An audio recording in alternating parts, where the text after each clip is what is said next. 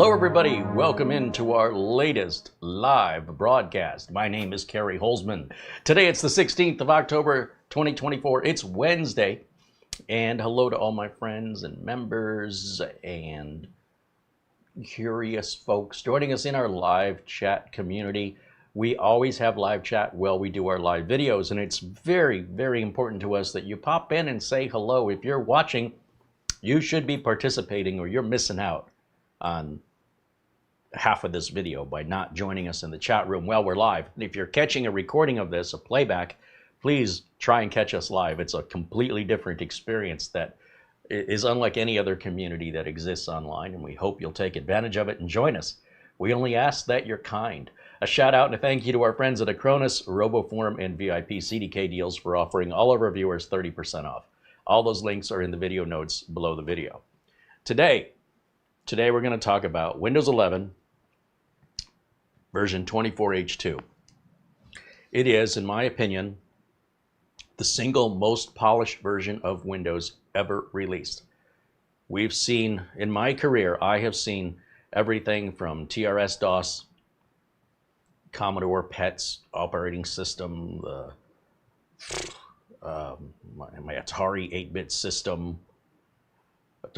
DOS 3 is pretty much where I started, 3.3 up to DOS 5 and DOS 6, 6.1, 6.2, 6.21, 6.22, onwards and upwards to Windows 3.1, 3.11, Windows 95, Windows 98, 98 second edition, Windows Millennium, Windows XP, Windows Vista, Windows 7, Windows 8, Windows 10, Windows 11.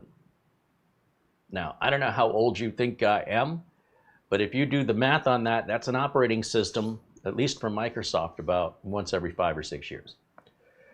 There has been a loud and large amount of people complaining that they should just continue, Microsoft should continue support for Windows 10 without really fully understanding the dangers they put themselves in when they do that. So basically, why I find this such a preposterous concept is that Windows 10 is the second longest operating system that's been supported by Microsoft ever in the history of the company, ever in the history of Microsoft. They have only one operating system that has been supported longer than Windows 10. Does anybody know what that is?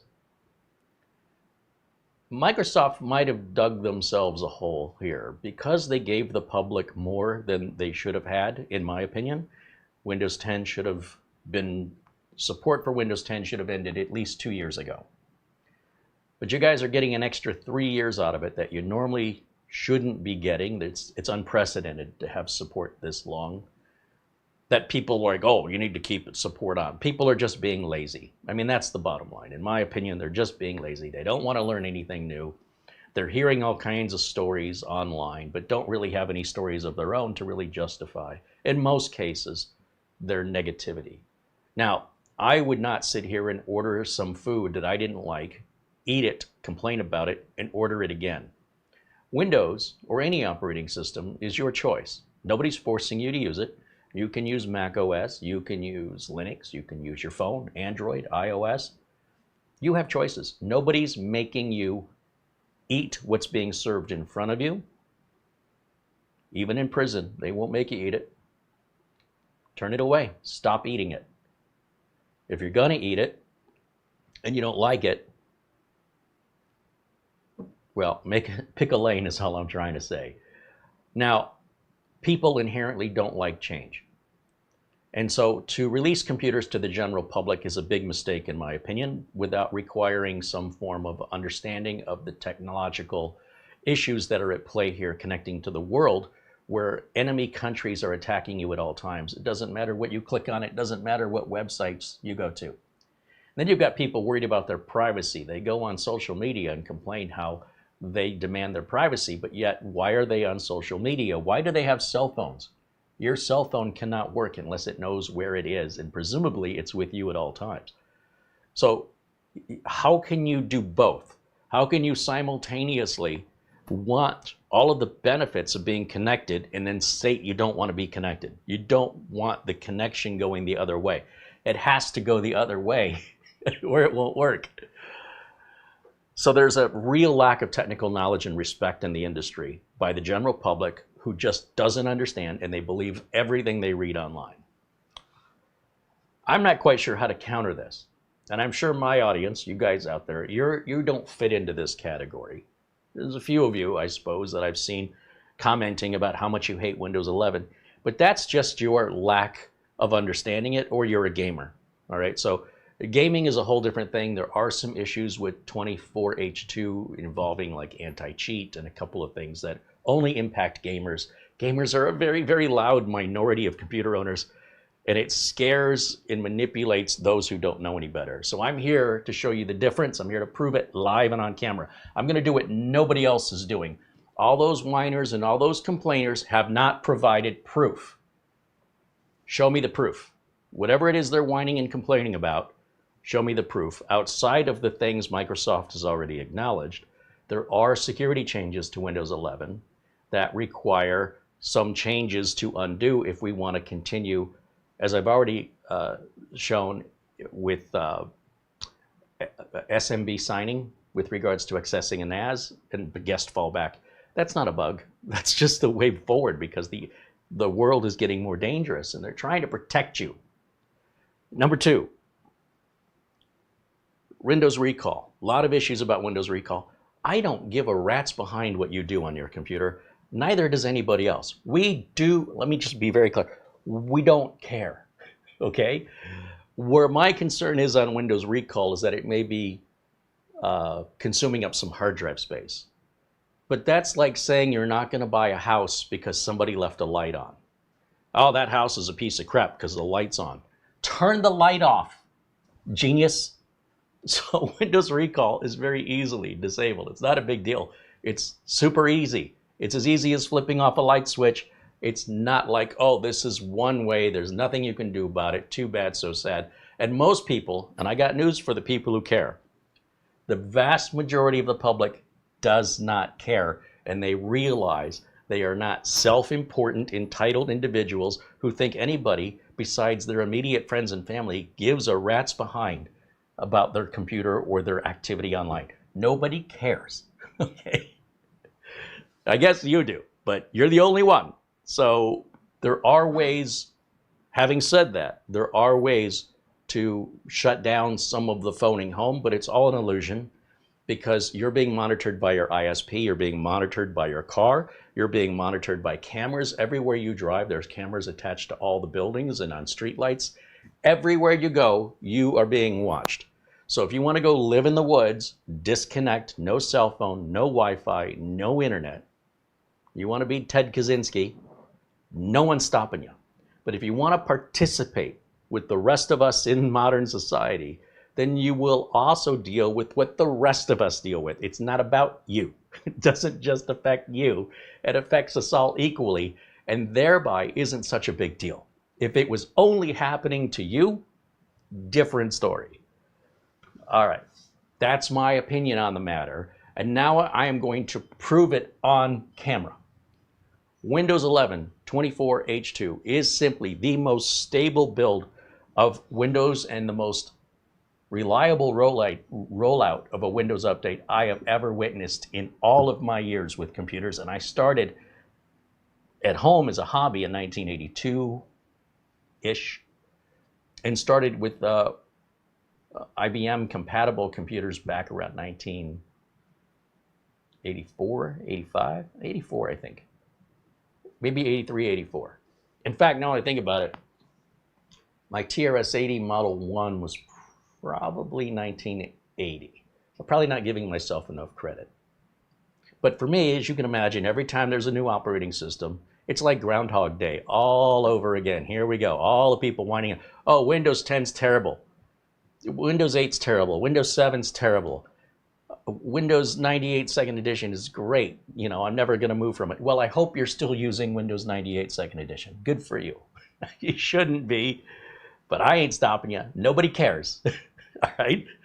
But what I'm trying to do is cut through the nonsense. I'm trying to cut through the conjecture and to prove to you, once and for all, during a live, unscripted, and unrehearsed video, that it is completely safe to install Windows 11 24H2, and my only exception to this will be the known issues Microsoft has already mentioned, where there are some certain pre-built machines where we're waiting on Microsoft to address some issues, which most of you don't own. And there's some issues with some gaming platforms, which again, I don't make money from gamers in my business. If you're a gamer, then you have time on your hands. Figure it out. That may be a cold attitude, but I'm used to working in businesses where there are customers waiting. I'm not used to working with people who sit at home with spare time and spare money to just play video games. Not that there's anything wrong with it. I just don't make a business from that. It's not important to me because it has no impact on my ability to stay in business, right?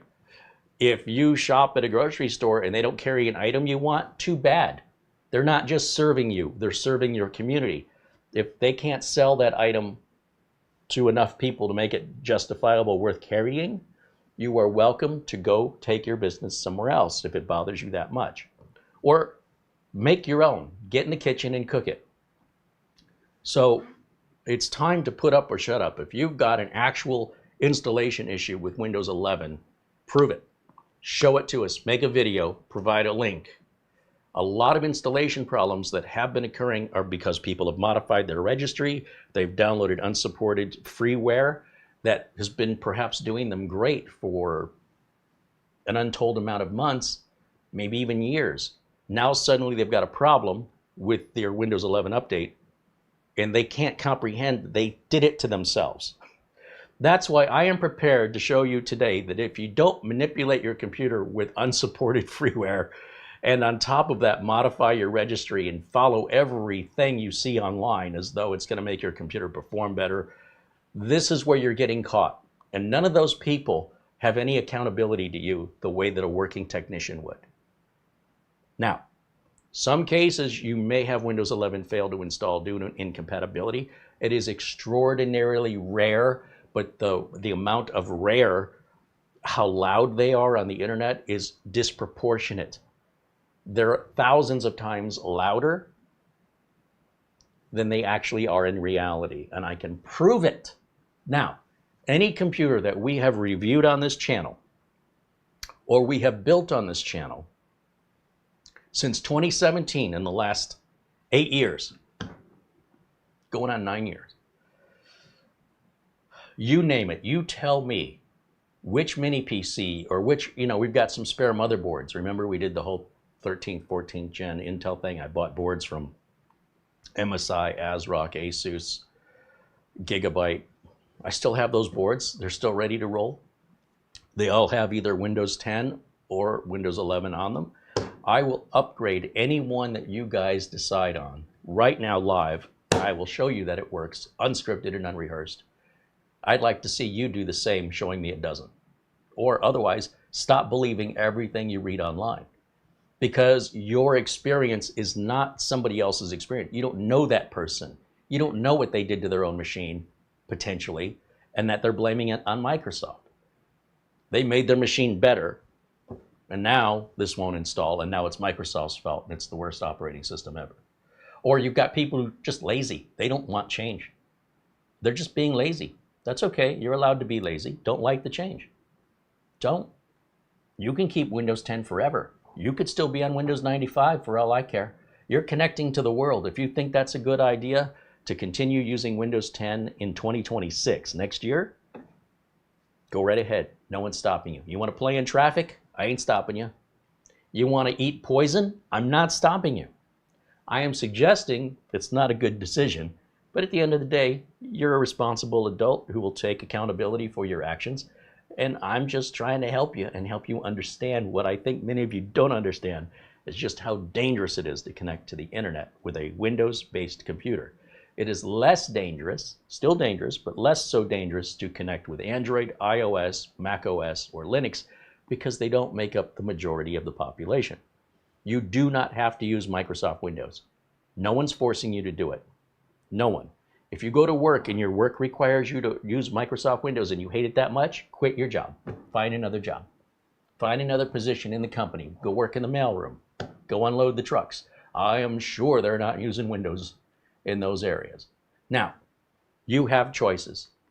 And as much as you might convince yourself, I can't do that, let me reassure you, yes, you can. If it bothers you that much, do something. I'm tired of all the talk.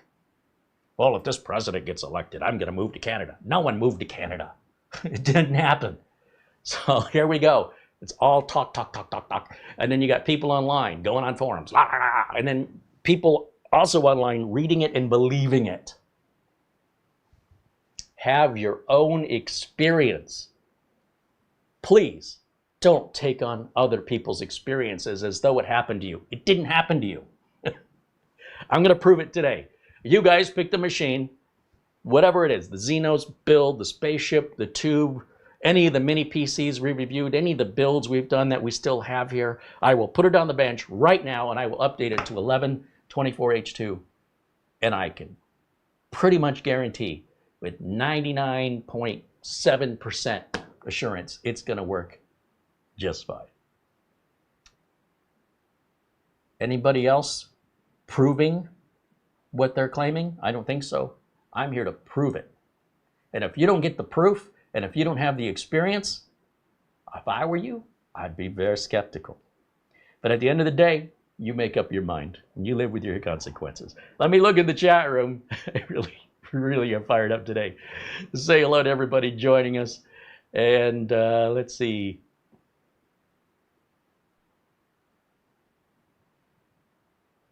Nick Poverman says he's installed 24H2 on 6 different computers without any issue. We've installed it now on over 3 dozen laptops, mini PCs, pre-built machines, and hand-built machines, and we've never seen a problem with it. Now, granted, 36 computers out of, in my career, tens of thousands is a small sampling, but we're just rolling out the door now, all right? And I'm very cautiously rolling it out before... I still have a number of customers on Windows 10, and those customers will be upgraded to Windows 11 24H2 this summer. We're not doing it any earlier than that, quite frankly, because we don't have to yet. But if you're a home user and you want the latest security and you simply don't like Windows 11 because it's different, it's time to get used to it. Windows 10 used to be different. You got used to that. It's like moving to a new place. I can't tell you the number of times somebody new moves into town and they're looking for directions to go to Costco. And they say, how do I get to Costco? It says I need to go down to, whatever road. I'm like, that Costco is really far away. There's a closer Costco in the opposite direction. See, once you figure out what it is they're trying to do, they might have been complaining. I can't believe this neighborhood, the Costco is so far away. We should never have moved here because we shop at Costco. It's ignorance. That's just plain old ignorance, because if they bothered asking for some assistance or getting confirmation of what they believe to be true, instead of simply asking for directions for what they thought they knew was fact, we could be saving a lot of time. The neighbor could have said, hey, is there a Costco nearby? I'd say, yeah, right up the street. Oh, geez, I thought it was down the other way. Well, there's one that way too. If you want to go 3 times further and deal with the traffic, knock yourself out. It'll get you there. But to each their own. Right? Learn to ask questions. Anytime you see anybody on the internet making a statement, that especially if that statement is negative, question it. See if that applies in your world. Maybe it doesn't. Including the statements I'm making. Verify it. Don't take it as your own until you have your own experience. All right. That's my request. You think it's going to change anything? Probably not, but we're going to do it anyway.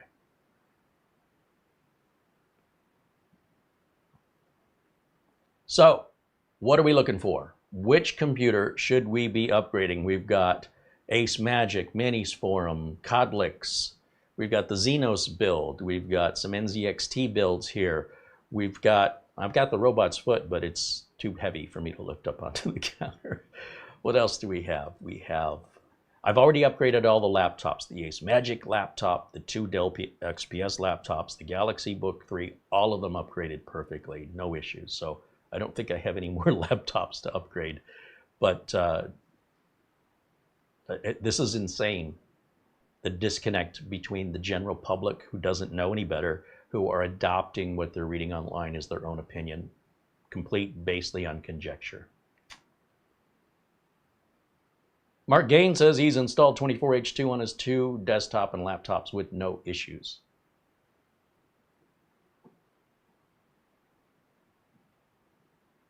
Orlando B says the spaceship. The spaceship.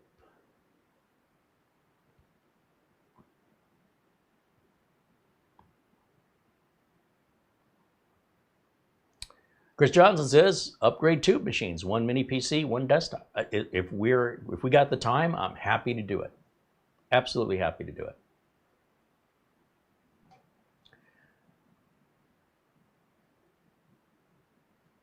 So the spaceship is right in front of me. We could certainly pull that out.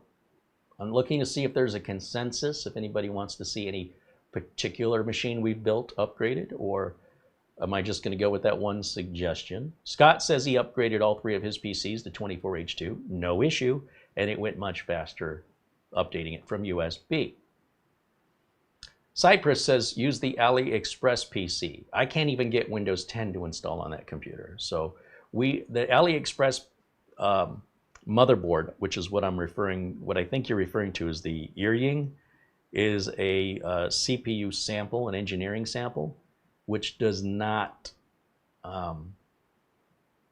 which was for developers. It's not intended for consumer use, and it was never intended to be supported for Windows 11. It never had that support. So there are some other AliExpress Earying motherboards that do have that support, but those cost more, and I bought the cheap one, and I bought it to tell you and show you, again, to stop with the conjecture, to make a live video and show you why you don't want to buy these boards off AliExpress. You get no support. It takes forever to get it. There's basically there is a return policy, but it's very discouraging. And if you want to be on your own and you're going to help yourself and solve all your own problems, feel free to save money. But if you want a warranty, if you want support, you will buy from within the same country you're in and support your local economy, as well as have that guarantee of warranty and support.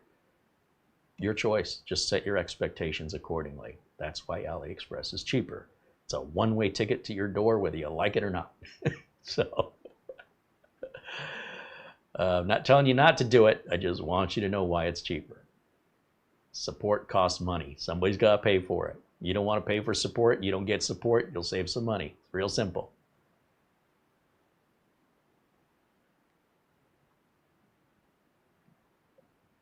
Obviously, we need a computer from 2017 or later. Everybody wants the spaceship build. Let me go grab it. It's sitting right in front of me. Let's start with the spaceship. We could do a mini PC afterwards if this doesn't take too long. If you guys want to stick around, let's have some fun. So we're going to grab the spaceship, which is down here, if I can get to it.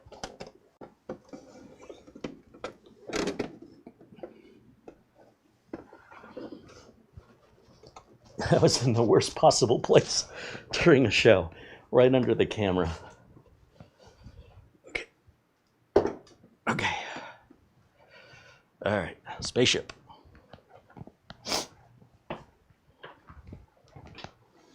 Yeah, if you're new here, this is a computer.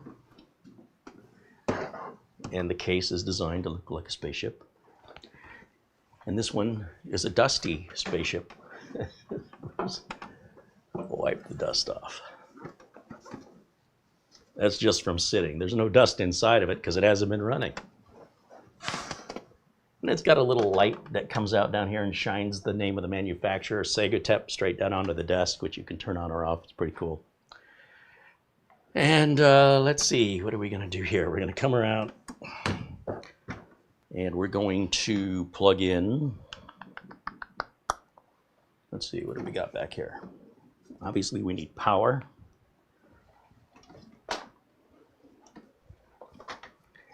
And we need HDMI.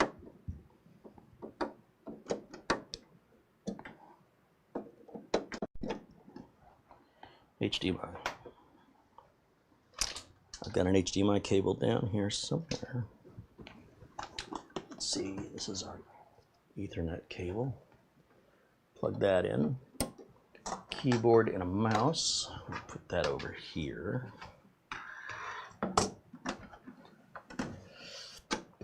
Yeah, a lot of people aren't going to like this video because it proves them wrong, and nobody wants to be proven wrong. All right, I get it. You see how nervous I am about doing this? Oh, I'm so worried. Is it going to work? Of course it's going to work. I have not manipulated the registries in these computers. I have not been downloading third-party open source software that, you know, I think has made my computer better. If you do that, understand whatever the benefit is may have potential downsides in the future that you don't realize at the time when you started using it. I'm also going to make sure I have the latest BIOS and all the latest Windows updates before I begin. That's just standard practice for all updates to Windows, the big updates. You know, you'll notice before I install the operating system fresh and clean, what do I always do? I always make sure I have the latest BIOS. Why? So I don't have the problem the latest BIOS fixes requiring me to go and get the latest BIOS. I was looking for an HDMI cable a minute ago. I think it's this one right. Somewhere there's an end to this cable. Somewhere. Does it end? That is a long cable. And it is just in a spider's web of cables. I don't even know how that happens. I didn't put it back that way. All right, let's set that down. That cable's way too long. All right, we're gonna plug it into the HDMI port back here. Right back here.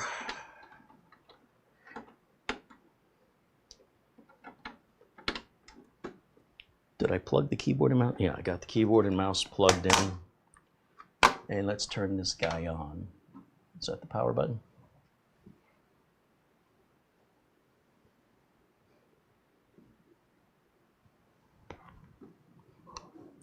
That was, yeah, there it goes. Okay, so let's jump over to our camera 2 input here. And if you want, I'm going to just put myself in a corner so you can see I'm not manipulating anything here. Live, unscripted, unrehearsed. We have no control over what's going to happen. Only experience guides us. You hear me? Experience guides me. Not some guy sitting at home has no clue what he's doing, and then he's whining and complaining that the problem is Microsoft. In most cases, not always, but in most cases, the problem is the person complaining. Now, if they seek help, we'll do our best to help them. But so long as they want to stubbornly pout, I can't help them. Nobody can. I hope you're not that person.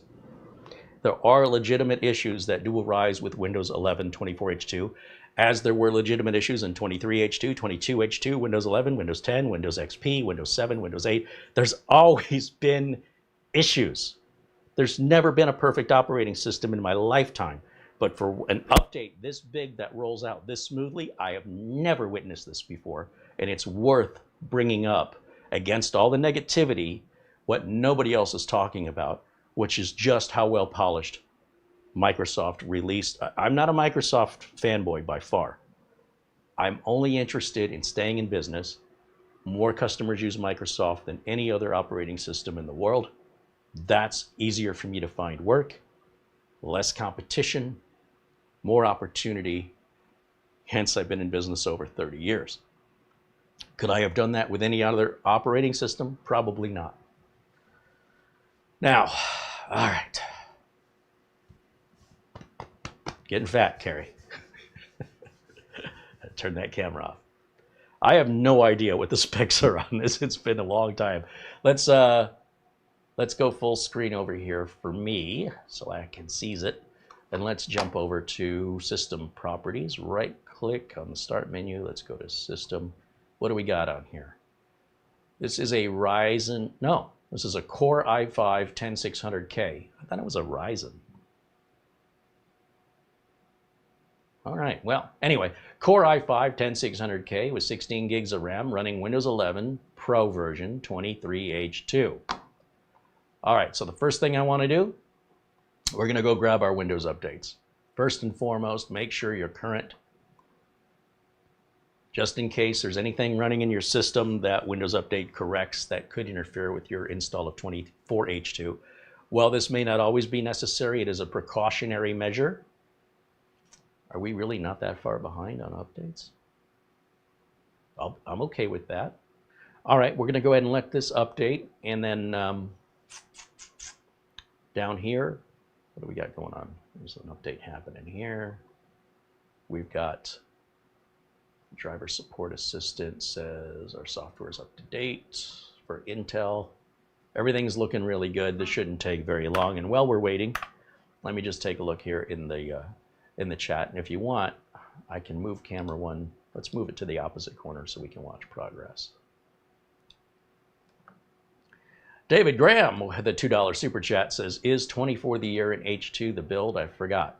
24 is the year. H2 represents, usually when we talk about years, we talk about quarters and halves. So Microsoft refers to the half of the year. We are in the second half of 24H2. In other words, we're after June 1st, we're in the second half. Therefore, half 2, H2, in the year that we're in the second half of is 24. Pretty simple. Thank you for the contribution. Hope that wasn't oversimplified for you, but I think we can all grasp the simplicity of that. On 22H2, does anybody want to tell me what half of what year 22H2 was released in?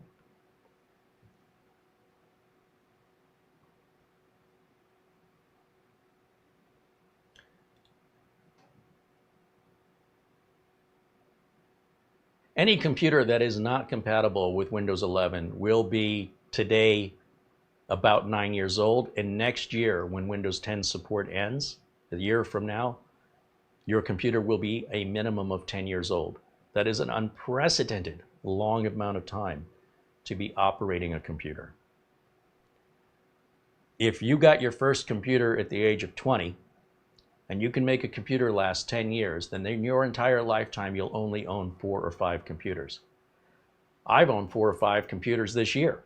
So I don't know what everybody else is on, but you know, look, to each their own, but man, it ain't a toaster. It's not a kitchen appliance. You are connecting to the worldwide internet. Your enemies of the countries that hate your governments are attacking you at all times. Doesn't matter if you click on anything. They are attacking you right now while I'm speaking to you, and your router is blocking those attacks, and you are blissfully unaware of it. At some point, when you stop getting updates to your operating system, they're going to get in, and they're going to take whatever they can take from you. And it won't affect me or anybody else. It only affects you. I hope you choose wisely. You have a year of Windows 10, longer than any other operating system that's ever been released except one. Would you like to know what operating system Microsoft released that they have supported longer than Windows 10? I'll give you a hint. There was no internet. Okay, that's a big deal. Windows 1.0 is the single longest supported operating system Microsoft has ever released. Longer even than any DOS version. Windows 1.0. How many of you ever used Windows 1.0? As you can imagine, there wasn't so much to protect against when very few people were using it and there was no internet. Now, as you add on the world, and you add on criminals, and you add on lazy people that are trying to take something that's not theirs because you worked for it, now they want to take it. Businesses ubiquitously operate with computers, quite often with Windows. And so the opportunity for thieves is greater now than ever in the history of mankind. So the fact that now, when so much is at stake, that they could continue to support Windows 10 this far into it is unprecedented. There has never been an operating system supported by Microsoft since probably most of you started using Windows. I never used Windows 1.0. I started with 3.1. So it's not like we can say, oh, they need to continue to extend support for Windows 10. Based on what?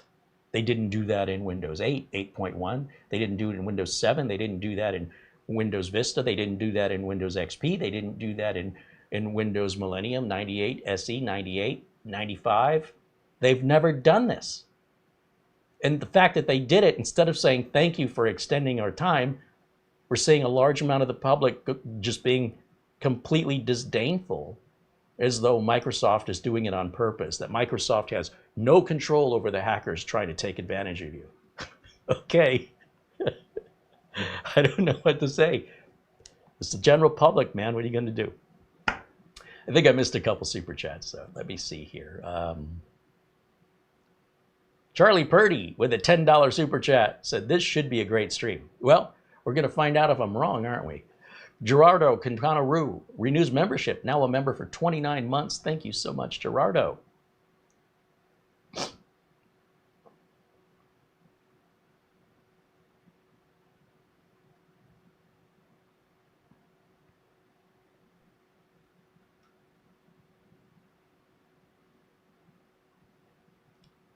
So what ends up happening is there starts to be a momentum building that I sense online.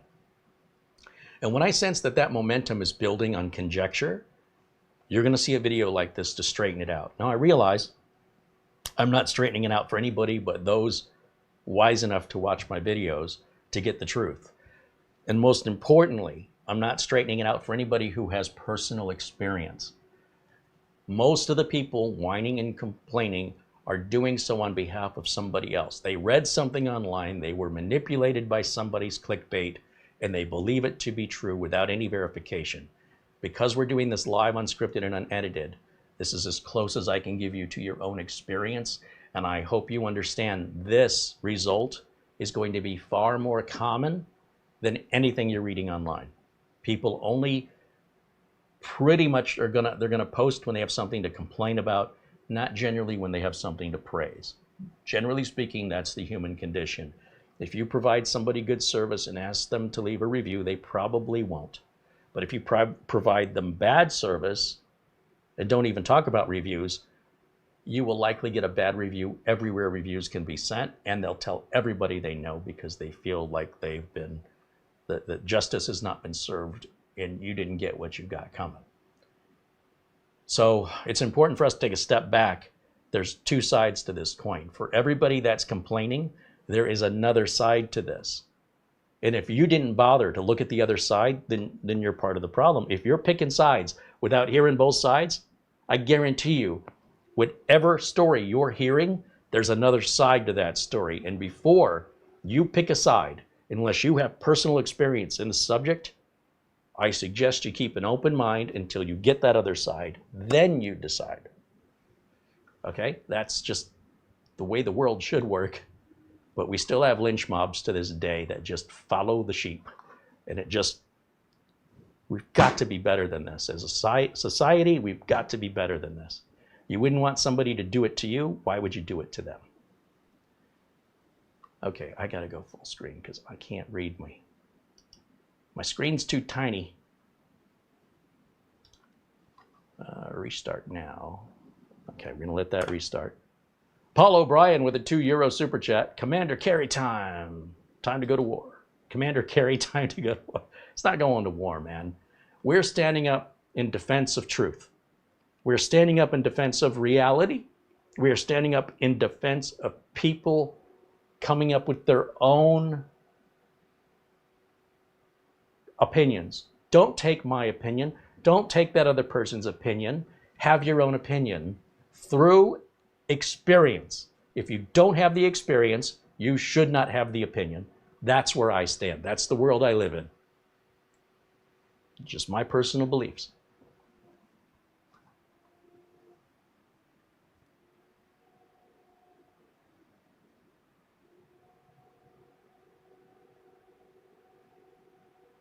Mortant renews membership, now a member for 29 months. He says hello, Carey and Mara and everyone in the chat. Hey, Mortant, good. Thank you for joining us and thank you for continuing your support here. We appreciate you. Good to see you.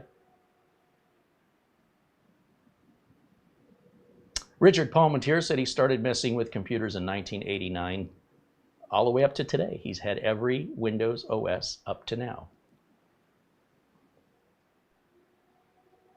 Yeah, how many operating systems have you been through from Microsoft, including Windows 19, starting in Windows 1989 to today, and then divide that by how many years 2024 is from 1989, and tell me how often an operating system on average is replaced. And remind me again what year we're on with Windows 10. It just makes sense, man. All right, so we're just finishing this update. We're gonna go back and we're gonna recheck updates again. Reggie Ixon says a bit of gaslighting since Microsoft declared Windows 10 would be the last version. Show me where Microsoft declared that. Show me. This is another one of those things that goes around the internet. It's so stupid. So this is where ignorance really takes its hold, is somebody comes across as though they know what they're talking about and they clearly don't know what they're talking about. Microsoft never said that. There was one person who worked in a department who said that, who was a Microsoft employee. And when Microsoft was asked by the press if that employee, what that employee said was true or not, Microsoft declined to comment. You prove it to me. Again, here we go, without the proof. There's a perfect example, because there is no proof of that. Tell me the name of the employee who said it, and tell me when Microsoft verified it. Show me a Microsoft link. Go back to the Wayback Machine, go back to the Internet Archive. Show me this thing that only exists in your head. Prove it that it exists in reality. It has never existed in reality. You want to talk about gaslighting? The person claiming I'm gaslighting is doing the gaslighting. That's the world we live in. It's very easy to find proof. You have a keyboard. If the proof is there, show it to me. What's your source? You don't have a source because one doesn't exist. You can't bluff in a poker game with me if I know I've got a royal flush and you're convinced that I am bluffing you. That doesn't mean I'm bluffing you. You might be convinced I'm at, but you don't have the evidence to prove it. I, on the other hand, I've got my cards. I know exactly what cards I have. And if you want to think I'm bluffing, well, you go right ahead. I'll be happy to collect the pot at the end of the game. This sort of mindless self-confidence that is based on conjecture is completely what we're here to defeat and prove in just one simple way. And yet, even when we do this, we still see it happening live during the show. Somebody's not getting what I'm saying. Show me the proof. I'm here making this video to prove to you what I'm saying. That's the difference. All right? I don't know how many times I have to say it. But there is a prime example of the problem. Okay. Let's see. I need to go full screen again over here. Hold on a second. I can't see my screen. It's too little.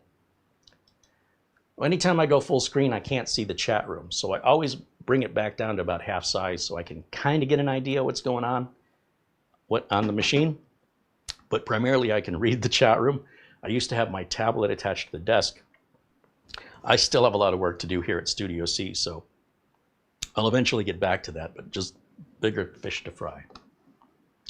Protect your files, decline, skip for now. Oh, that wasn't too bad. Let's go back to Windows Update. Again, we want to make sure we have all the latest updates installed. We want a good solid foundation to build on. What do you think happens if you build on a foundation that's not solid? I don't care if you're putting up a house. I don't care if you're building software. If your foundation isn't stable, your software isn't stable. Your machine isn't going to be stable. So we always start with a solid foundation. It means we virus scanned it. We've emptied temp files. We've made sure we're up to date, and we're going to make sure we have the latest BIOS. These are very simple steps that you should have been doing anyway. But the only reason this hasn't been up to date is it's been sitting on the floor over there. I think when we originally moved into Studio C, I did fire this up and update it, which is why there were so few updates. But that was still over a month ago. So let's check out CPU-Z here right quick, and let's see what version of BIOS and what motherboard and all that other nonsense, so we can verify we're up to date there before we begin the process. It's no different than you don't eat 24 hours before surgery, okay? Or whatever it is, 12 hours before surgery. You can, but you shouldn't. You're probably not gonna like the after effect. All right, here we go. Motherboard. It's an ROG Strix B460i Gaming BIOS 1601 from 2022. Wow, that's pretty old. All right, let's do, set that later. ROG Strix B460i. Is that what it was called? I've already forgotten. B460i Gaming. Where did it go? I just ROG Strix B460i Gaming. All right. And we're going to go right here to the website from the manufacturer, and we're going to go over here to support, and then we're going to go to driver and utility, and then over to BIOS and firmware. Latest BIOS 2203, which was released back in, just this last May. And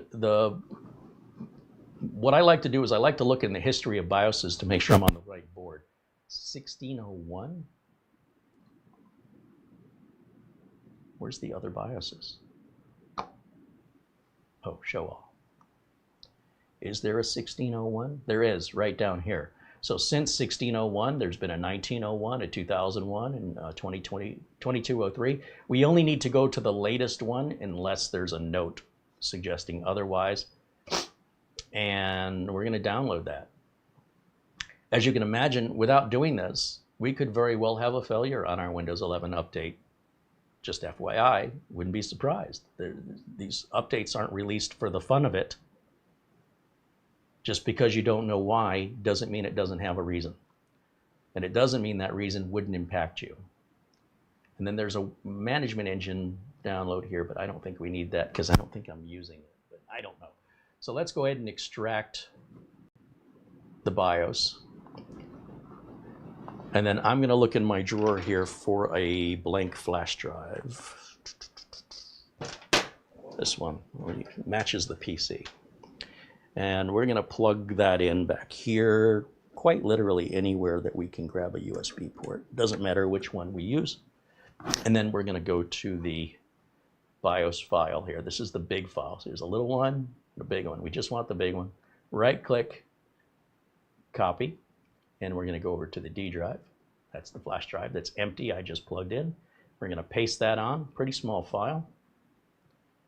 Easy, easy. Close all that, close all that, close all that. Start, shut down, restart. And then as the machine restarts, I'm going to be pressing delete on the keyboard over and over again to get us into the BIOS. Now look, I will not be surprised at the negative comments for people that are going to defend their ignorance. They're welcome to do that. That's freedom of speech. They have freedom to lie too. There is no freedom of truth in the sense that we cannot enforce the truth. That would be censorship.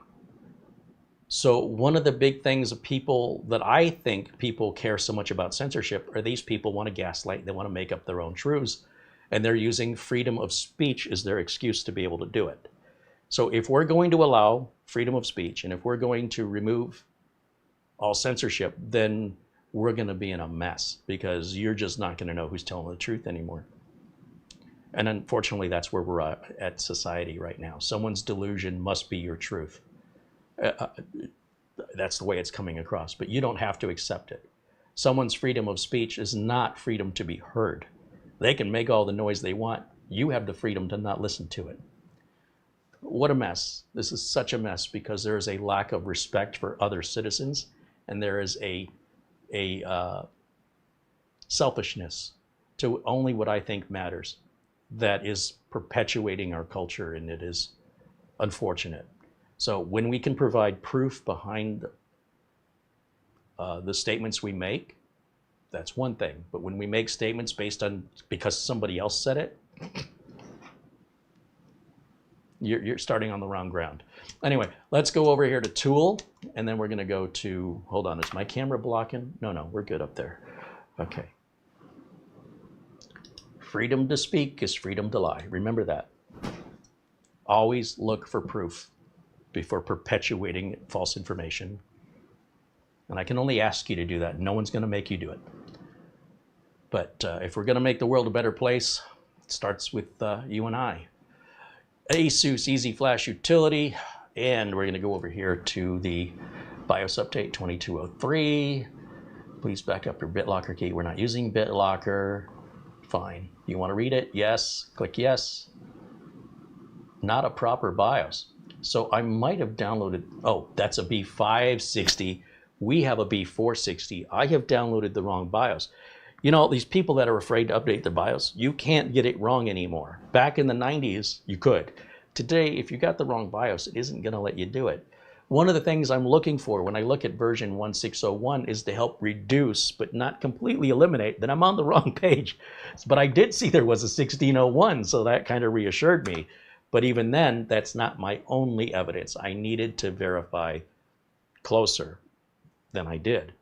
Everybody makes mistakes. It's not a big deal. But to dig down and to defend ignorance, that is embarrassing.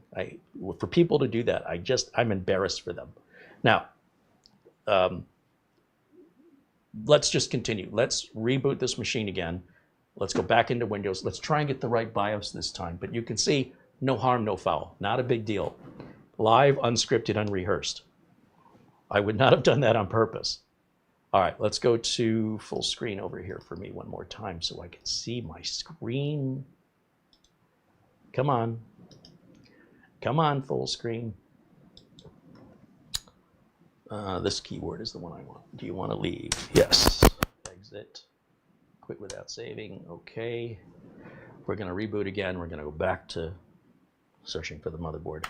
In the meantime, let's see what you guys are saying here in the chat room.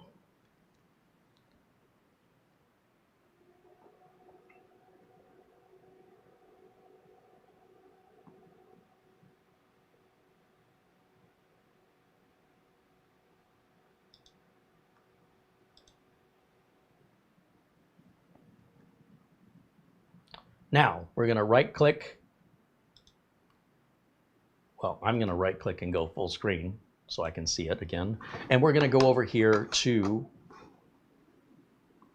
our browser. And we're going to go to, one more time, ASUS B460. Can't type it right. B460i Gaming. And I'm going to put the word BIOS in there. That seems like the same link we clicked on before. BIOS and firmware 1601 from 4/6/2022. That is the latest BIOS? Seriously? That's over 2 years old? 2.5 years old? ASUS is usually good about updating the BIOSes, but maybe this one didn't need updates for some reason. Just to verify, back over to my desktop, I'm going to go over to CPU-Z. We're going to go to CPU-Z 64, and we are going to see, I'm sure that it says 1601 is what we have. Even my version of CPU-Z is old. Yeah, 1601. That means we're clear to install Windows 11. We are go for launch. So to do that, we're going to just go up here and we're going to type in download Windows 11. Doesn't matter if you already have Windows 11. We want the latest Windows 11. And that brings up a link from Microsoft. First and foremost, right from Microsoft.com, it says download Windows 11. You could even type in download Win 11 if you wanted to be lazy about it. It's still going to bring you to the same place. So in order for us to force the Windows 11 installation of 24H2 rather than wait for it to be offered to us, we have to click the Windows 11 Installation Assistant. It's a small file that is already downloaded. And we click yes.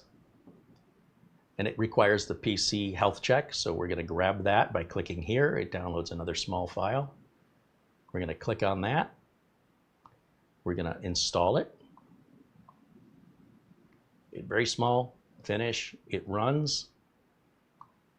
Just so you can see it a little clearer, check now. See your results. This works, this PC meets our Windows 11 requirements. With that, we can go back over here and refresh. Now that it has those prerequisites, that it's preventing you from harming yourself by doing this. This is not there to annoy you. It's there to make sure that you're not going to have a bad experience. It says, okay, here's where you go, accept and install, and we're off to the races. We can close everything else out, and we are installing in real time. So we'll see what happens.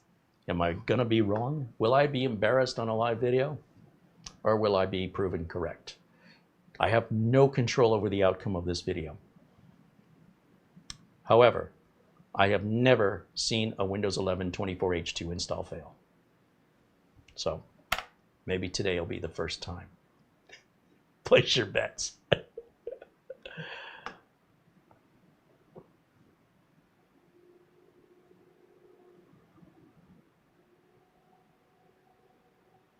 I'm going to look through the chat here and see what I've been missing while we're waiting for this to install.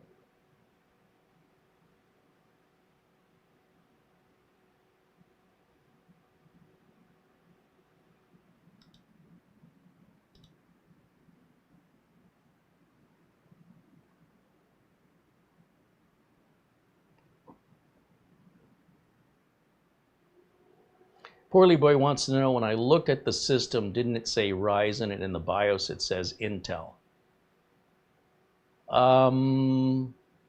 That's a good question. I wasn't paying that much attention. I can double check that now. That'd be kind of weird if it was doing that, but let's go take another look. I mean, we don't have to sit here and stare at this. We can continue to do other things. So if I right click on the start menu down here and go to System, the system properties say that we have an Intel Core i5-10600K. That's pretty specific.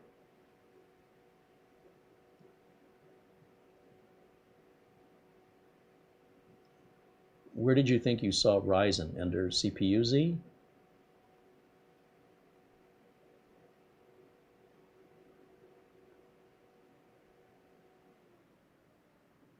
Again, I should update CPU-Z. No, it's verifying we have an Intel Core i5-10600. Where did you see Ryzen at? But here is how rumors get started, right? But at least you're asking, and I appreciate that you're asking and not making some statement. Unless it was somewhere else that you'd like me to look. I don't know where else we would have seen that.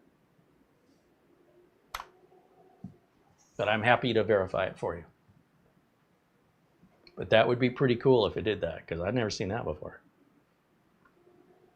Mike's Unboxing Reviews and How-To joins us. If you've not seen Mike's Unboxing Reviews and How-To, I strongly recommend you check out his channel. Fantastic channel. Mike's Unboxing Reviews and How-To has a great short video to determine if your Windows recall on your new 24H2 is turned on, how to tell, and how to turn it off very easily. Short video. We're going to steal that idea from him. I hope he doesn't mind in the future. But for now, if you want the information today, be sure and check out his channel, along with a lot of other great content. Yeah, he taught me something with that one, which I am very happy to have learned.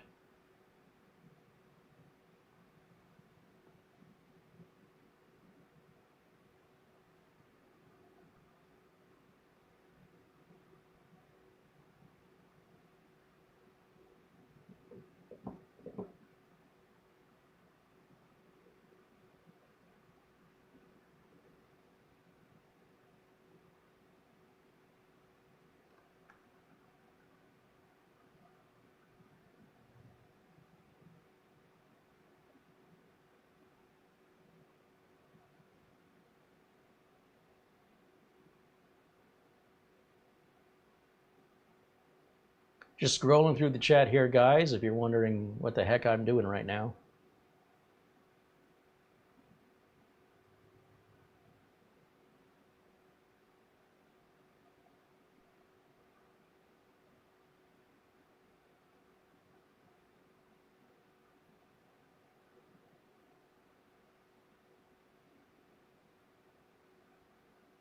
Randy Phillips has anxiety and wants to know the future. I cannot tell you the future, Randy. You must have experience.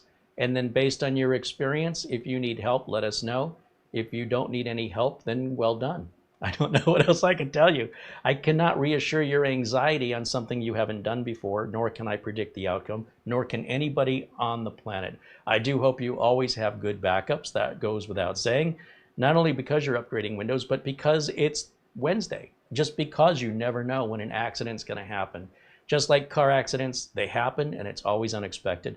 Always have backups at all times and you have nothing to worry about. Also, Windows 11 24H2 is completely uninstallable. If for any reason it doesn't install correctly, it'll roll back. And if it installs fine, but you're just not ready yet, something you don't like about it, it's not going to change for you.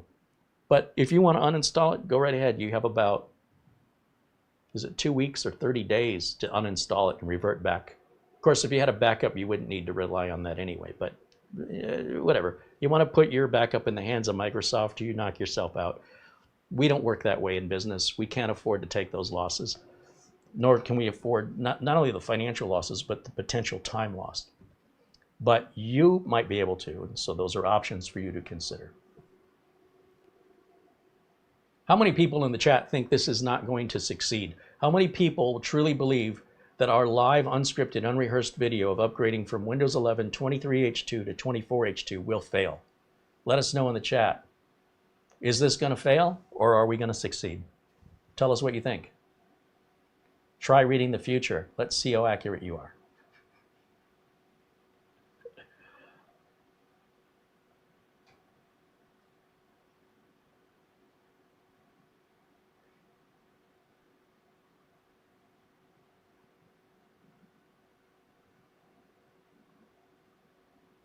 A lot of you are saying it will succeed, but are you saying that based on my self-confidence, or are you saying that from your own personal experience?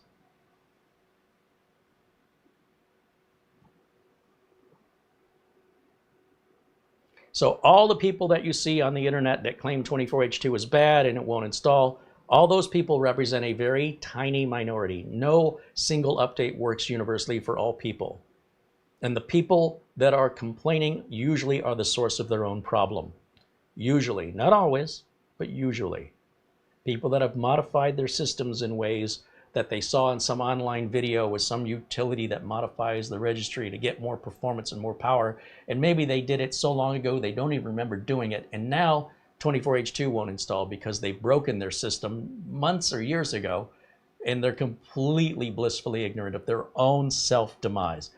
This is not the normal. This is very unusual. But those people tend to be the loudest ones online. Now, some people do have legitimate concerns, which Microsoft has already detailed. And they're aware of it and they're working on it. And those people should wait until 24H2 is offered to them, which will happen automatically when the issues Microsoft is aware of that affects them, the very tiny minority, are resolved. I don't want to wait. I'm just going to put it on now. And I know it's going to work. So I don't need to wait. But if I'm wrong, I'm prepared to be wrong. I'm so prepared to be wrong. I'm doing this live, unscripted, and unrehearsed online. Show me somebody else who can show me this crash and not work. Live, unscripted, and unrehearsed. Show me a 24H2 install failing. Show it to me. I want to see it. I am genuinely curious to figure out what they're doing wrong. Because in every instance that I have seen so far, the end user has done something wrong. End users have asked me for help, and then before I have a chance to answer them, they've already went off on another path, negating all the help I offered, wasting my time. It is so frustrating. If you're going to figure it out on your own, all the power to you. If you're asking me for help, you need to stop, follow my instruction, and don't do anything else until you hear back from me, or I'm not going to help you anymore. Imagine how frustrating that is to detail out steps for somebody and they're too impatient to listen to your steps, even though they reached out to you for help and then are preventing you from helping them. Do you have any idea how frustrating that is? So I've got other people that, other ways to spend my time. But if you genuinely want to help, we are here to help you. But you have to have common courtesy. Follow our steps. Don't do anything on your own unless you check in with us first, and we will get you there. But if you want to do it on your own, then don't ask us for help. It's pretty easy. All right, we're installing. Excellent.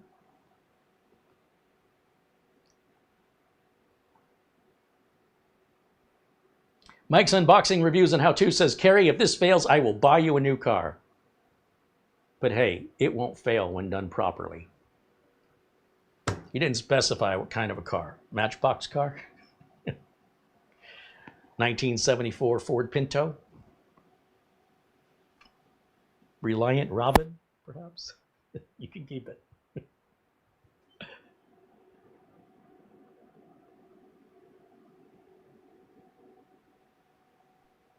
Kevin Smith says, do you still build many office computers these days?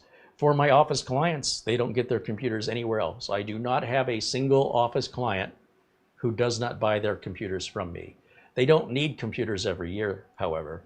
And there's usually certain times of the year where certain businesses need upgrades or replacements or are expanding.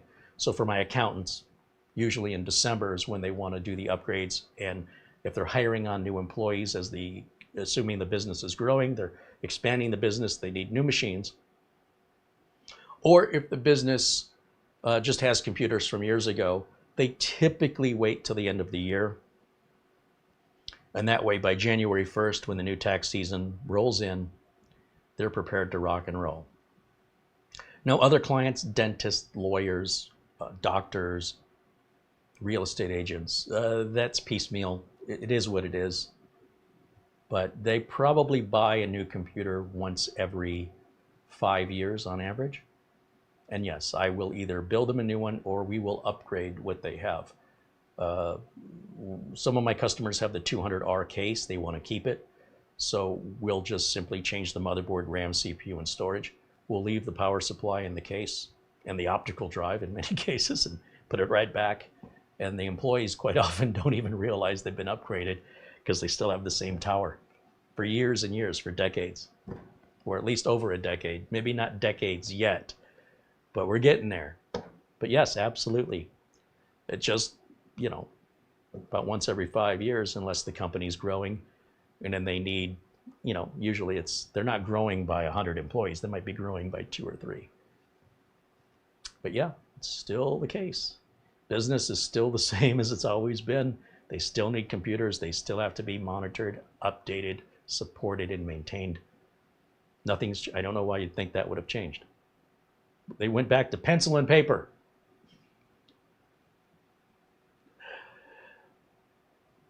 Carey, have you ever unbricked a system?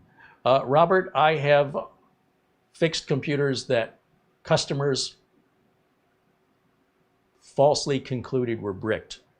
So the customer says, can you unbrick my system? And in cases where I could, it was never bricked to begin with. The customer was under the false impression and false diagnosed their own system. It's very, very common.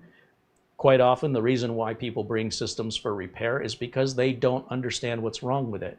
And when they try and tell me what's wrong with it, I'm not interested in hearing what they have to say, because if they knew, they wouldn't be asking me for help, now would they? So I'll politely nod my head and say, okay, but I dismiss everything. It's like, yeah, whatever. If everything you said was of any value, you obviously would have had this fixed.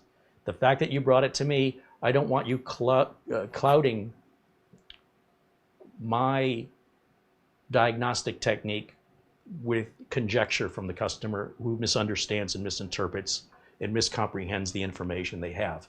If they understood it correctly, they would not be asking me to fix it. Generally speaking, there's some exceptions. So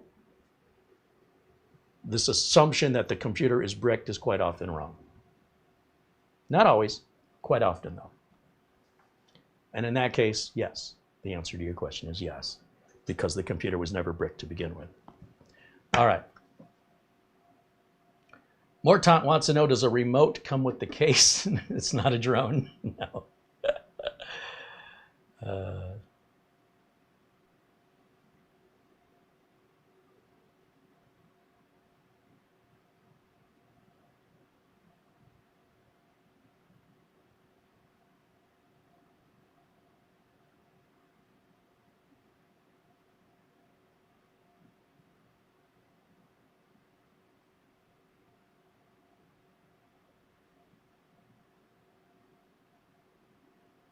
Phil Stodd said he had a Pinto and it was a great car, or was it a Reliant Robin?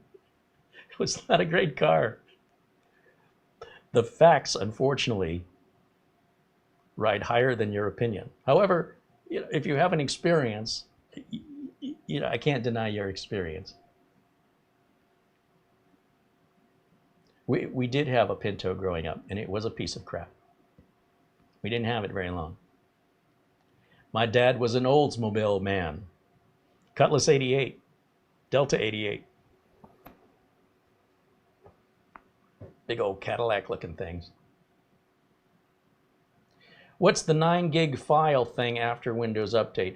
There is a known, we can call it an issue, but it's not really that big of a deal. Somebody wants to do a system cleanup, right? And then it shows there's like 9 gigs it can't clean. No matter how many times you clean it, it stays there. This is a result of a new process they put into Windows 11. And it's actually not really 9 gigs to begin with. It's lying to you. Microsoft will address this in another update, but it does not affect productivity, reliability, or even the amount of hard drive space it's claiming to use. It's a false, it's a red herring. It's not really there. There is some reserved space, but it's not temp files that you can't remove. Those files are there for a reason, and there are articles about this. We've discussed it now. This is our 3rd time talking about this. I guess we're just going to keep talking about it. I think I'm going to have to post the article, one of many articles online that explains this in more detail, and I'm just going to add it to every single video from now on, because I'm just, while I encourage your questions, I do get tired of answering the same ones over and over again, because people aren't aware that maybe it's their first time joining us here. Maybe they walked out of the room when we answered it in earlier videos. Maybe they never saw the earlier videos. All I know is the reason I make the videos is precisely so I don't have to keep repeating myself. I gotta rethink that strategy because it ain't working. But it's not a productivity issue. There's nothing wrong with your Windows installation.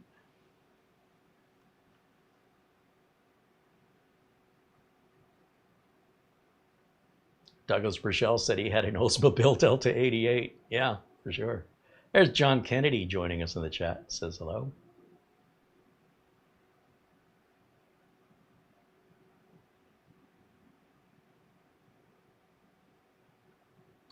Giordorne joins us. Hey, we haven't seen you in a while, Giordorne. Good to see you, my friend. He says he's excited to watch a live stream. We're excited to have you here. Welcome back.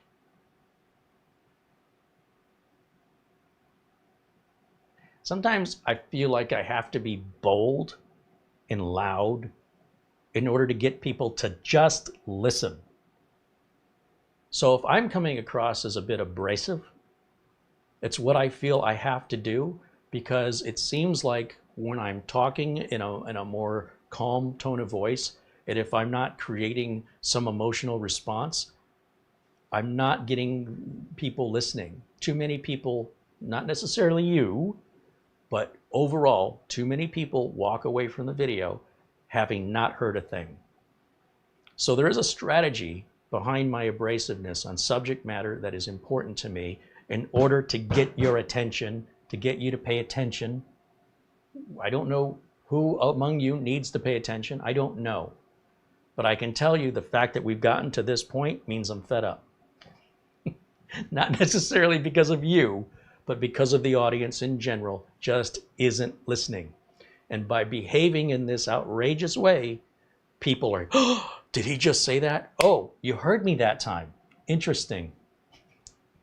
Plus, by doing it live, unscripted and unrehearsed, you cannot deny what you've witnessed here. There's no camera trickery. There's no CGI. This is proof. Now, when you want to show me proof otherwise, I'd love to see it. But I don't care what somebody on Reddit said. I don't care what some other content creator made in some edited video. I want to know your personal experience. And if you want help, I'll be happy to help you. But if you're just saying I can't be helped, then I agree with you. So either way, we're good. Phil says, please stay with your calm demeanor. It hasn't been working, Phil. On this subject matter, it has not been working. If it worked, I wouldn't be this hyped up about it. But I assure you, my intent is to be heard. My intent is to make a point and to prove my point is not just an opinion. It is fact. And if anybody wants to challenge that with an alternative fact, I'd like to see you make the video and provide the video evidence so I can help you fix what's happening that's wrong. The only exceptions are the acknowledgement Microsoft has already made regarding issues they're already aware of that primarily affect gamers. And in that case, you just need to wait. They're already aware of it. But that is so minimal to the number of people running Windows 11 or Windows 10 for that matter.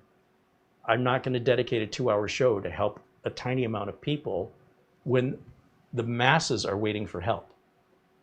And the masses are being gaslit, as the word was used earlier, with false information based on opinion and emotion, not based on fact. So I'm trying, well, I am very opinionated about this and I'm very emotional about this. It's because I'm getting frustrated that people will look right at a fire and tell me that's not a fire. People will pee on my leg and tell me it's raining outside. I'm not going to be treated like a moron, and I hope you won't be treated that way either.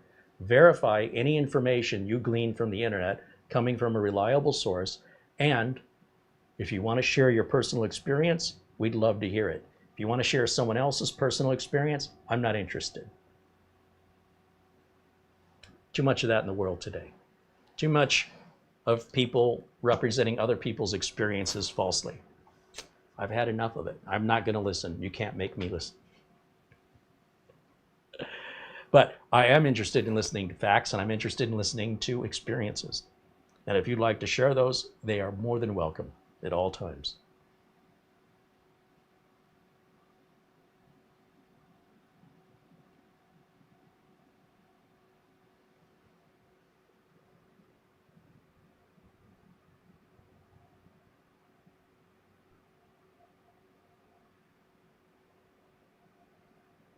Giordano says he's going to call me after the chat. Great. I'd love to talk to you again. Been too long. All right. We are, what does that say, 84% of the way through. I bought a liquid cooler for this, not because it needs it, but not because it needs it for cooling. Although I am hearing that fan crank up. It's a 140 millimeter or 120 millimeter radiator with a glowing blue fan that sits right underneath this canopy. So this canopy will have a nice blue glow. I bought that about 2 years ago. I haven't put it in yet. But I've got it sitting right over there, brand new in a box with shrink wrap still on it. I should get around to that one of these days.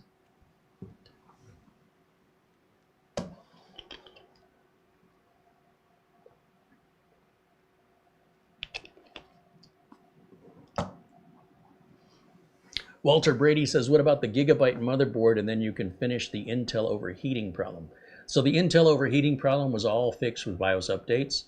Let's see, do we have any Gigabyte? We have a Gigabyte B760M Gaming XAX DDR4 motherboard that we bought for that purpose, but I think in a previous video we already updated and fixed it.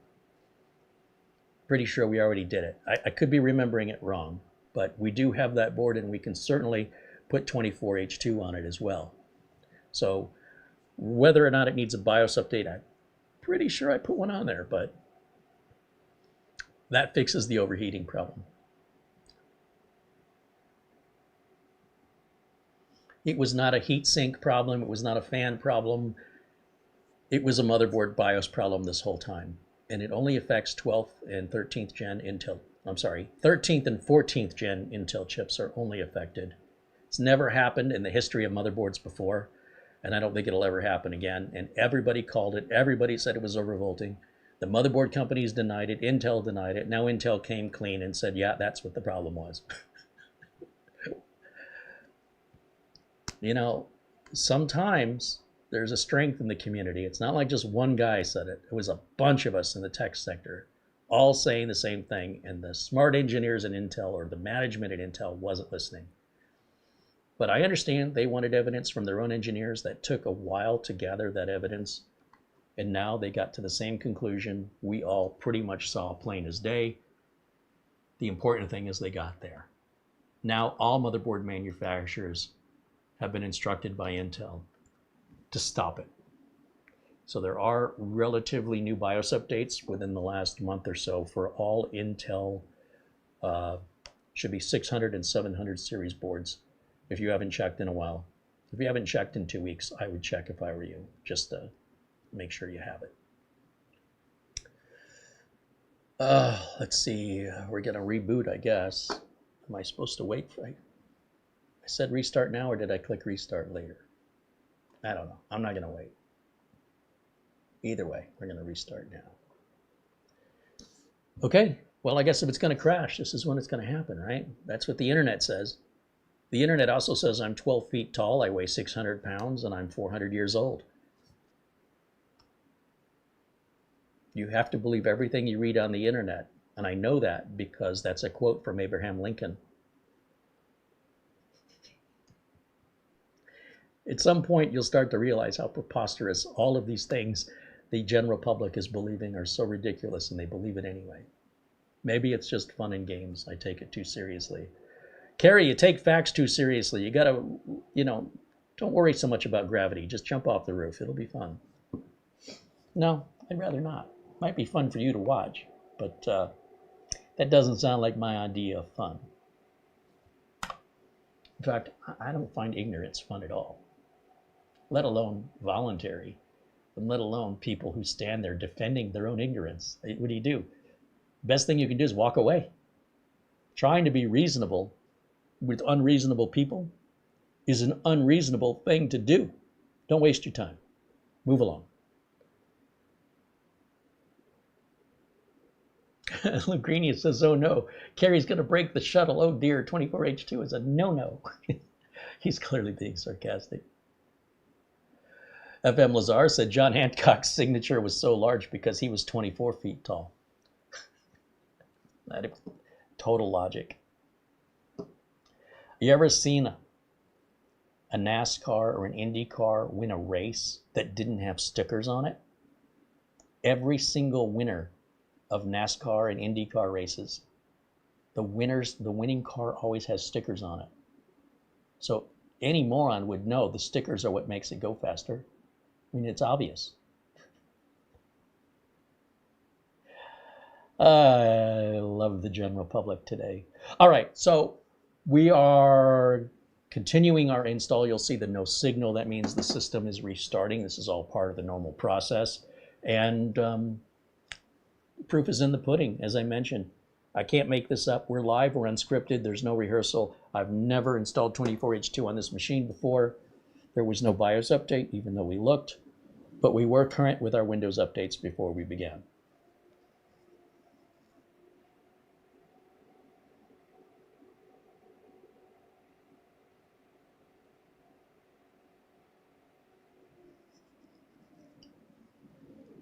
Malcolm Maxwell says he upgraded to 24H2 and his computer is working. Well, congratulations, Malcolm. You represent over 96% of all computer owners.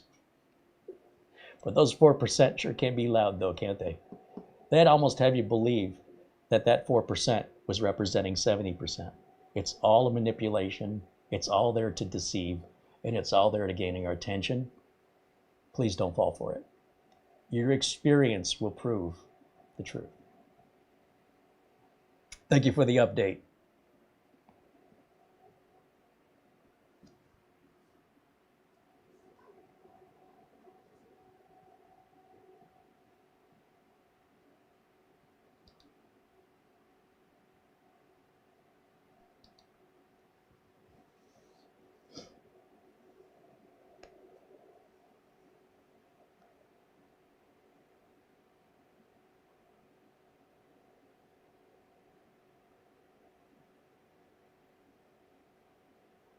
Okay, we're about an hour and 25 into today's broadcast and just now wrapping up our 24H2, which looks like it's working good. I don't see any issues here. So again, Windows 11 24H2 does make some security changes. These are not bugs, nor will they be fixed. And if that prevents you from accessing your network-attached storage device, welcome to 2024. The internet is becoming more and more dangerous, and you've got to put locks on your doors. Look, if you don't lock your doors, whether to your house or your car, because you think it's a pain in the butt, then don't lock them. I don't care. But your car and your home will be easily broken into. If you can't, it doesn't mean it's your fault, all right? You shouldn't have to lock your doors, but this is the society that we live in. And those are from people that have to physically show up and actually break in. Nobody has to physically show up to break into your computer. They can do it from anywhere in the world, any time of day. If your computer is on and connected, there's nothing you need to click on if you are not protected. And I don't mean antivirus. I'm talking about having a supported operating system. They will get in through the back without you knowing they were ever there, and you'll find out after your identity is stolen or all of your files are encrypted with ransomware. You will find out too late. So at the very least, I hope you keep backups. I'm just trying to help you. You're welcome to walk away from the help if you don't want it. If you were my customer and you were paying me, we would have the same discussion. And if you didn't like it, you don't have to be my customer anymore. The difference is you're getting the information for free. I'm being stern because I don't think it's a laughing matter. Now, there's our Windows 11 24H2. That sure as heck looks like it works to me. I didn't see any crashes or blue screens, no problems whatsoever.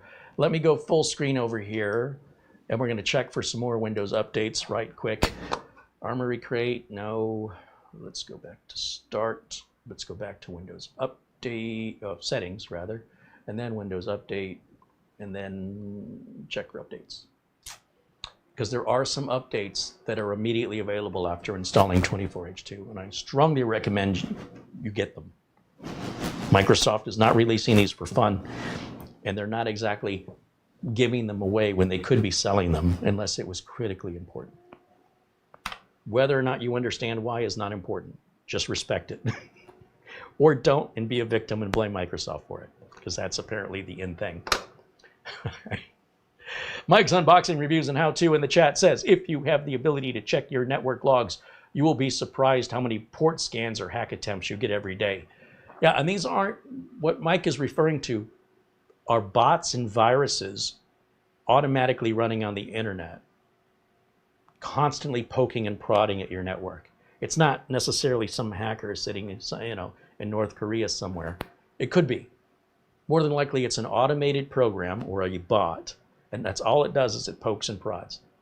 And for every virus in every exploit that's ever existed, do you think those little bots go away? The original Windows 95 worm is still out there looking for unpatched Windows 95 computers. You cannot get rid of it. So it just builds and builds, and the internet gets more dangerous and more dangerous. The viruses don't go away. They only get added to. Okay? So you have to keep yourself protected. Your antivirus isn't going to cut it. I can put pest control all over this building. It's not going to stop burglars from breaking in. I can put the best burglar alarm on this building, and it's not going to stop the pests from getting in. You need pest control, and you need a burglar alarm, and you need to use them. Okay. Or don't. Or don't. Just don't come crying to me. What is it they used to? If you fall out of that tree, young man, and you break your leg, don't you come running to me. Yeah, for the broken leg, I don't. If you get into that swimming pool without learning how to, you will not go in that swimming pool until you learn how to swim first. How does that work?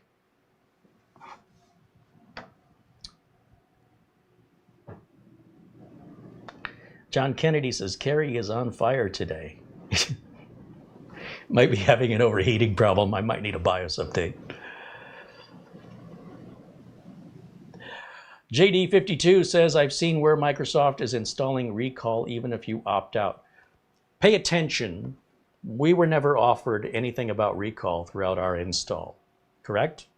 Did you see anything about Windows recall? I didn't see anything about it.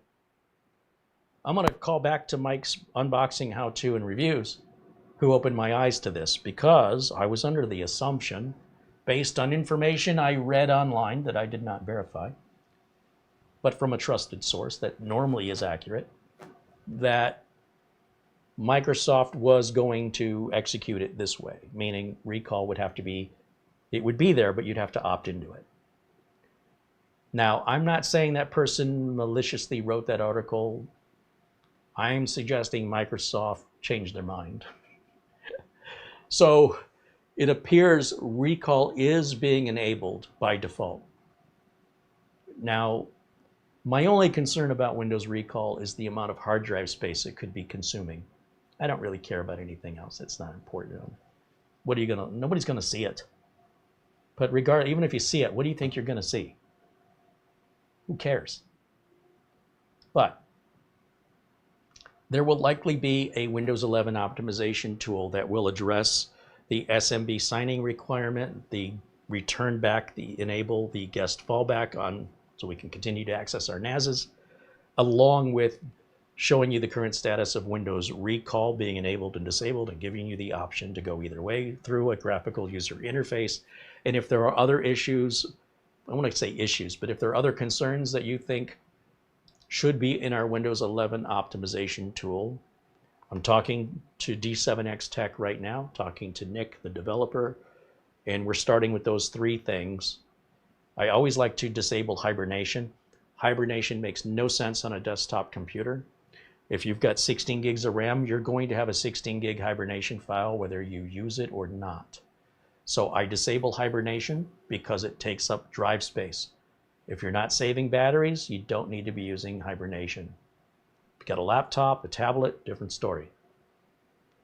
When it comes to disabling drive indexing, I still disable drive indexing because it takes up storage space. SSD space is still too expensive to be letting Windows use it for swap files and hibernation files and indexing files and or indexing data and recall files. So going to, let me jump over here. Let's jump over to,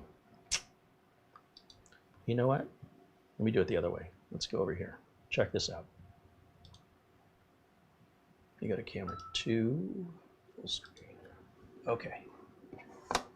Well, this is installing. Like I said, we can continue to do other things even though I stand here and stare at it. Let's go to YouTube. We'll go to Mike's unboxing.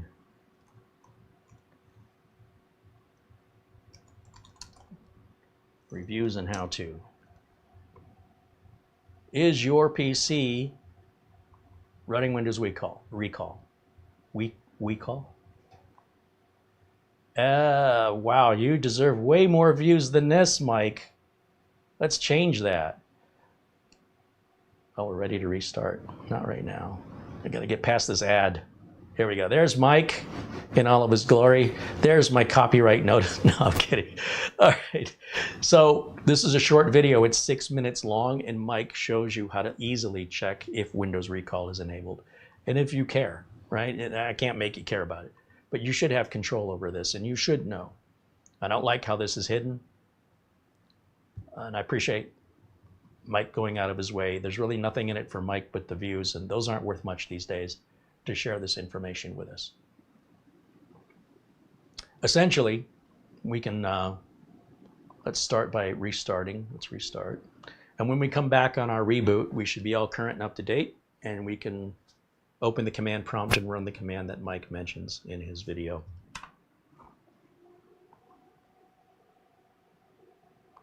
FM Lazar says, my computer says it's up to date at 22H2. Should I force to 24H2? No, I don't recommend anybody should force 24H2. This is something you choose to do on your own. I would not go from 22H2 to 24. I would either do a very clean install, start all over with 24, or get 23H2. Once you get 23H2, make sure it's fully updated. Then if you want to go get 24H2, you're fine. That's how I would do it.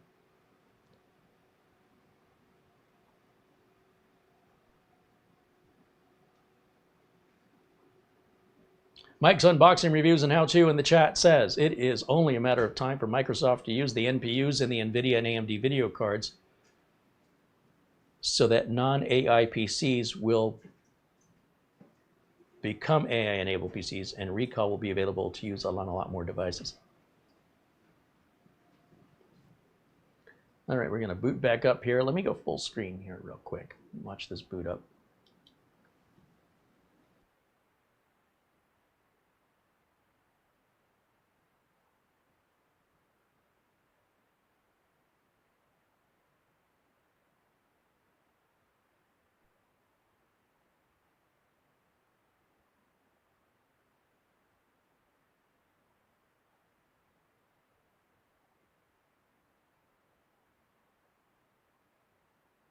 Okay, I'm listening. Hi everybody, did you miss me? I'm back! Yay! The party can get started! I'm upset. I'm getting all my frustration out right now with the internet. You think I'm having any impact? Internet? Just You with mean our perfect internet? no, with the community, not our community. We have a great community. Oh, you mean the trolls? No, I mean just the regular users that, you know, want to criticize Windows 11 without ever having used it. Gotcha. Anyway, so where I was at, and welcome back. Thank you! You were missed, but I think their aim is getting better. Ah. See what I did there? All right. Let's see. Oh, they say they missed you. Aww. Lugrenia says the boss is home. Yay! All right. The cat was away. The mouse will play. The cat is back. Now the mice are having a heart attack. I don't know how that works. Now, let's follow the steps Mike outlines in his video, though you should still watch his video. Let's check to see. Well, I'm going to show you a little file I've been putting together. Let's. This is kind of how the optimization tool came to be. It starts with me collecting some things I don't like the defaults of. So first of all, I realized I left my the wrong flash drive with the right flash drive with the wrong BIOS has been in there this whole time. You can see that didn't make any difference to our success or failure. Those of you who thought I was going to fail, now what have you got to say? This is the normal experience. 9 out of 10 of you, 9.5 out of 10 of you are going to, those of you who choose to upgrade to 24H2, you are 9.5 out of 10 of you are going to succeed, as you've witnessed in this video. That's what I'm here to prove. Now, if we go to, I have to go full screen so I can see the screen. Go to my flash drive here. Oh, while I'm in here, I can dump this old CPU-Z version anyway. We'll go to PC testing, and let me grab that new CPU-Z. That was many versions behind. And I'll go to system properties just to verify we are now running 24H2. We are. Everything's happy. We can look in our device manager. Everything. Oh, we have some issues in the device manager, which means I'm missing a driver. And we have, see, I wasn't expecting that. Good thing I checked. We have an updated Intel Wi-Fi driver. Let's grab it. Install. Yes. This is obviously not preventing us from booting, but these are drivers that either the drivers we had are not Windows 11 24H2 compatible, or maybe I never installed them. Did we look before we began? Anyway, it's not a showstopper. It's not a big deal. Welcome to the real world. Now, to get back to what I was talking about earlier, we're going to come back to this in a minute. Let's just close that. And available updates. There's a Bluetooth update. We're going to grab that one. Pretty common for Wi-Fi and Bluetooth drivers to need to be updated between system versions. That's fairly common. Not not a big deal. Again, it doesn't prevent us from using the computer. It doesn't cause a blue screen. You might have drivers that do cause blue screens or prevent you from enabling your Windows antivirus memory integrity, which may be a video for another day. That can be a little bit more complicated to resolve, but it doesn't prevent the machine from running. So now we've got like 4 things on the plate here to check. Let me go back over to my device manager. Did it help? No. So the SM bus controller and these memory controllers, these are usually a part of the chipset drivers. It'd be my guess that I failed to install those. The best place to get them would be from the manufacturer. So if we type in ASUS B460i gaming, we can go back to the BIOS page, that's fine. Then click on the drivers and utilities. Right here, drivers and tools. And look for the, where is it? It should be under chipset. Intel chipset driver is what we want, and it shows 21H2? Well, I'm going to grab it anyway. Let's grab that. That's likely what we need here. We're going to open that up, and we're going to extract it. And in the extracted folder that opens, let's close that. Let's close that. Let's close that. Let's close that. Just trying to get rid of the clutter so you can see what I'm doing. We're going to look for a setup in here. ASUS setup. That'll work. Yes. Next. Accept. Install.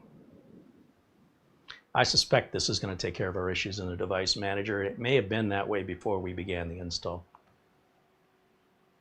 That's so easy to overlook because the system's running. Why would you think to go check the device manager when nothing's wrong?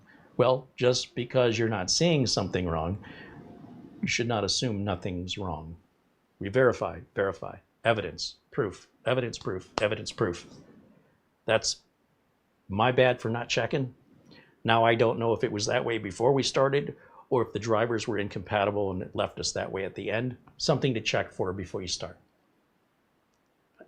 Live and unscripted, if I could go back and say it again, we would have checked it. I falsely assumed everything was okay in here and didn't see any reason to look for anything bad.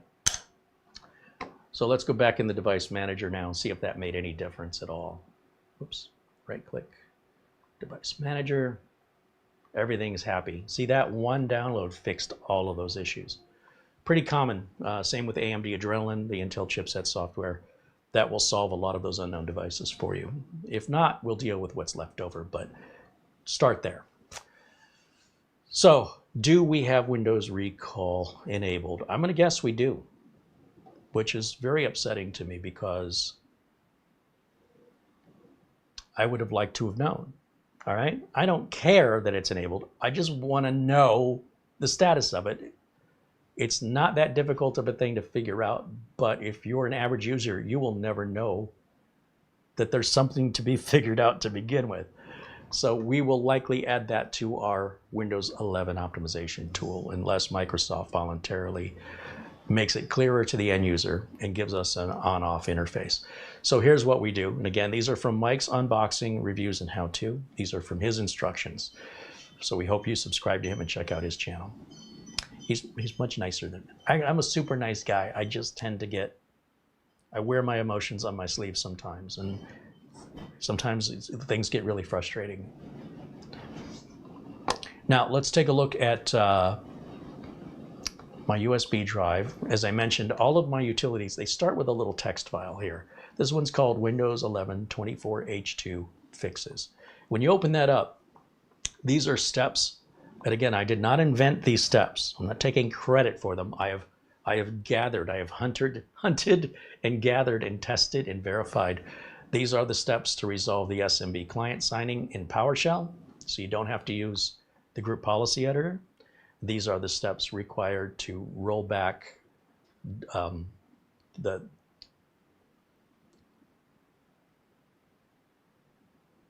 press enter to disable guest fallback. Yeah, we want to have guest fallback enabled. These are two security settings that up until now we did not have anything. We didn't have anything to address before. This is introduced in 24H2 as an added security measure, which I personally, like a lot of security, can be annoying. Finally, check if recall is on or off. You can open while you're in PowerShell, or you raise an elevated command prompt. So to raise an elevated command prompt, we just type in CMD, right click and type run, or click run as administrator, and yes to approve that. And then we're gonna look right in here. It says open up terminal. Well, more or less the same thing. And then we're gonna type in this command. I highlight it, Control C will copy it. Click here, next we'll have the blinking cursor. Control V to paste it. And it runs it and says recall is enabled.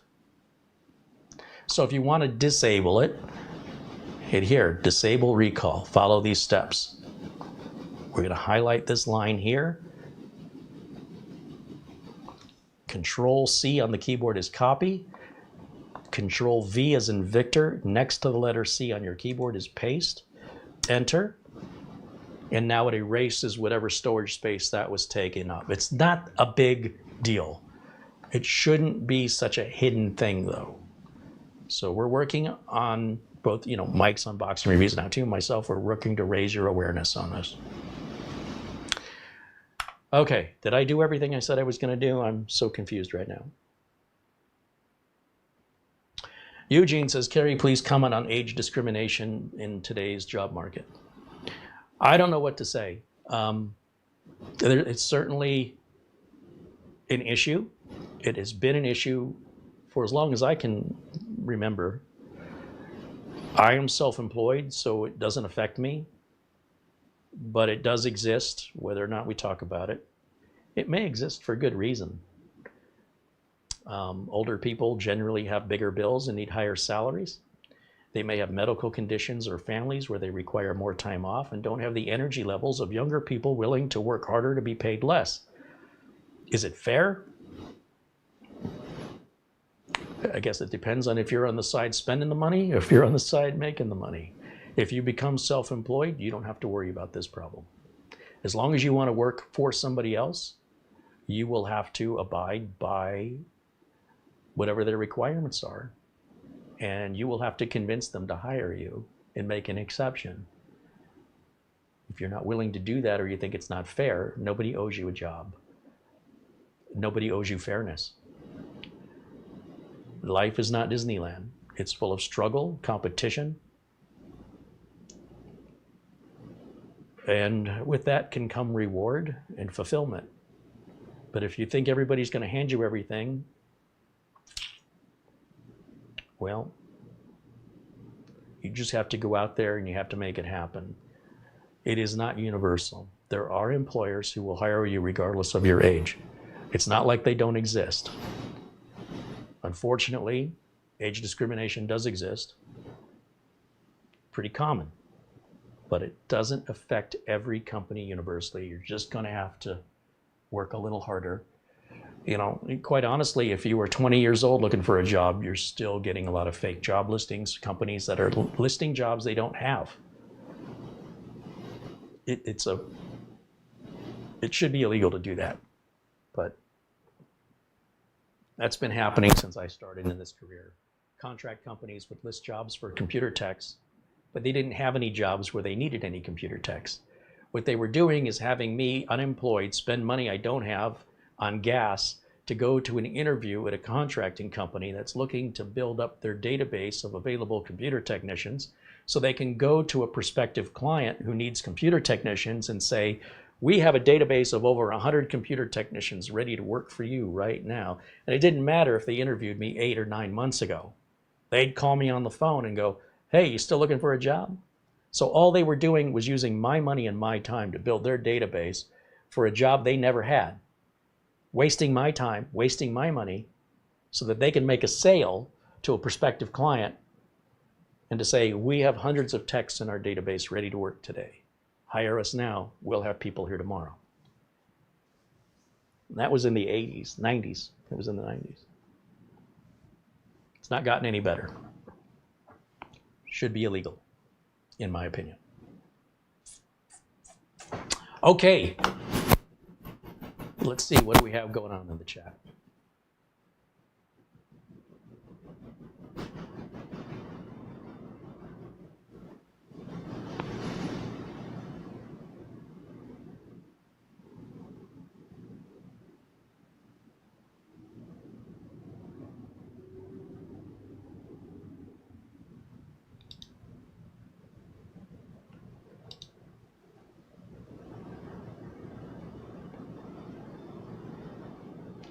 Robert wants to know, is there an up-to-date version of MCSoft? I have no idea. I haven't used MCSoft in years. No idea. You'd have to ask MCSoft. I use a paid version of Malwarebytes along with the free Windows Defender. That's all I use. That's all my clients use. So I don't recommend MCSoft anymore, primarily because I've not kept up to date with it.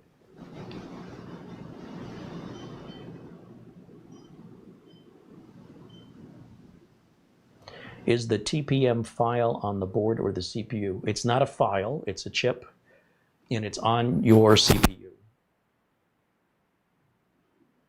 Or it's an emulated chip, it's a virtual chip on the CPU.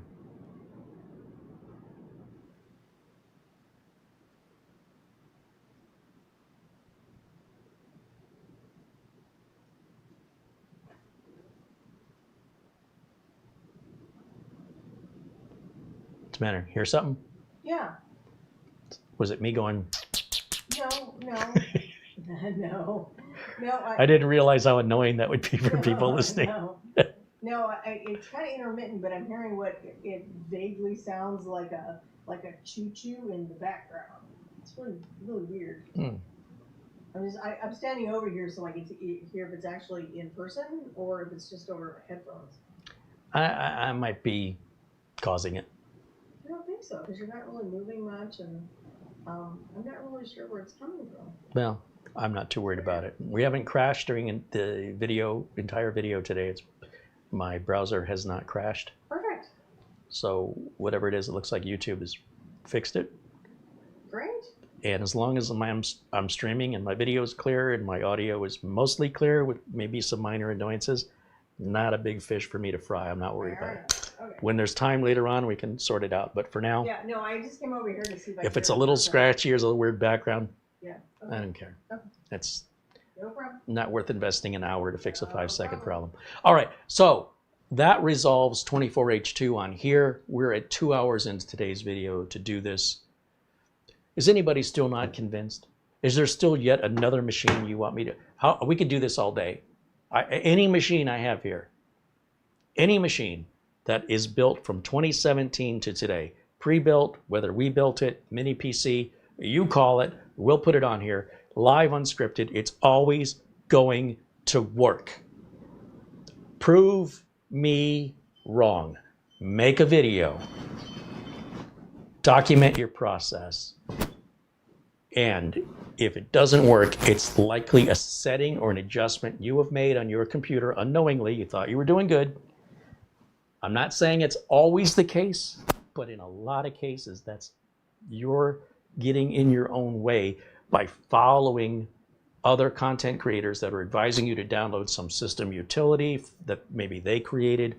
These are dangerous tools to play with. We do not use them in business.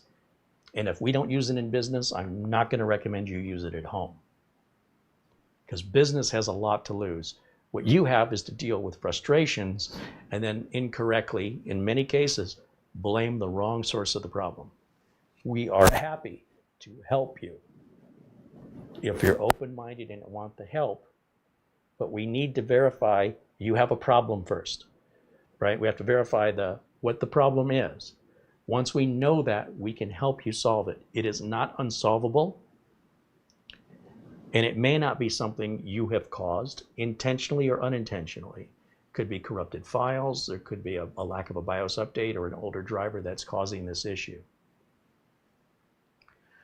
When I was talking about Windows Defender earlier, I lost my train of thought. Let me come back to that right quick. When we go down to the, where's my full screen? Come down here to the bottom right corner to the Windows security icon. Double click on that. And under device security, we want to turn on local security authority protection. I'm going to turn this on. And if I were you, I would try turning this on before installing Windows 11 24H2. Because if you have a driver, if this comes up and says, I can't turn this on because you have a driver that's in the way, you might have a Logitech webcam driver. You could have a Western Digital driver. And what's interesting, you may never have installed a Western Digital drive or a Logitech web camera. And yet, these drivers are on your system. You know, how the heck did I get these drivers? I don't know how you got them, but they're there. And if they're preventing that system from running, it's going to tell you, click here for details. It's going to tell you specifically what drivers are in your way. And so you just don't go to apps and uninstall. I mean, you can look there, but likely you're not going to see anything from Western Digital or Logitech in these two examples. You need to download a program called Auto Runs from Microsoft. Go to the Drivers tab, scroll through the list of drivers. Don't just uncheck them. You have to right-click and delete them. I hope you have a backup. Be very precise that you're deleting the exact right one or any duplicates therein. Restart the computer. It'll work every time. It's that easy. But I can tell you right now that if you're bringing up Windows Defender and you try and turn on under device security, core isolation, we should be able to turn on, yeah, we don't have to worry about that. Data encryption, I'm not worried about data encryption. Core isolation, and then memory integrity, which I don't know, where's memory integrity? Device health, protection history, browser control.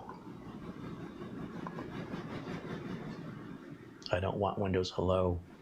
Yeah, you should find it under device security. And again, if it will not let you turn that on, those drivers will possibly interfere with your ability to install 24H2 successfully. It's quite possible. And again, very easy fix. If you know, you know. And that's what we're here. We're here to spread the knowledge. Knowledge is power. Let's see, let's go back wait, let me turn off, I think we're done with this, so let me turn this off. So one more time, I'm gonna go back to camera 2, full screen. Click on the start button and shut down. And then we'll go full screen on camera 1. This bad boy is all current, up to date, latest BIOS, 24H2, all the updates, perfect, flawless. Just as I told you it was going to be. The odds of this not working are so minute. That's why I'm so bold in doing this live, unscripted and unrehearsed. I have never personally experienced a 24H2 failure. I'm not saying it doesn't happen. I've just never seen it in person. Okay, let's take a look here in the chat.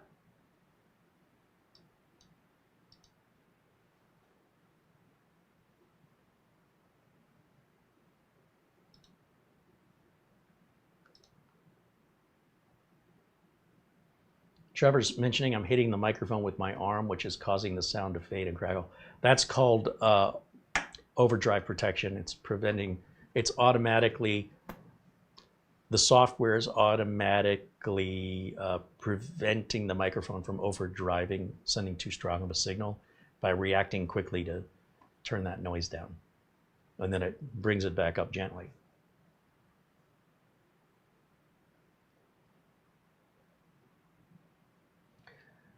Louis wants to know, is it good to have an antivirus for extra protection?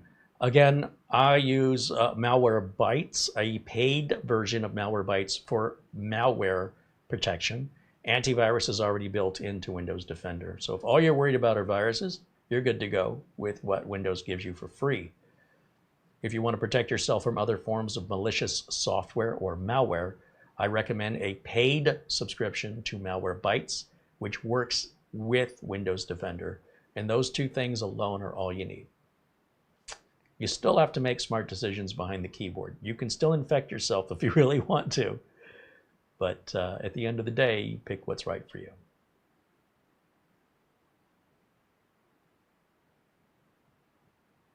Fred Vandermeulen says he just upgraded 2 of his computers and they work fine. Big thanks. LRCX there in California wants us to do a mini PC with an AMD. We have a lot to choose from.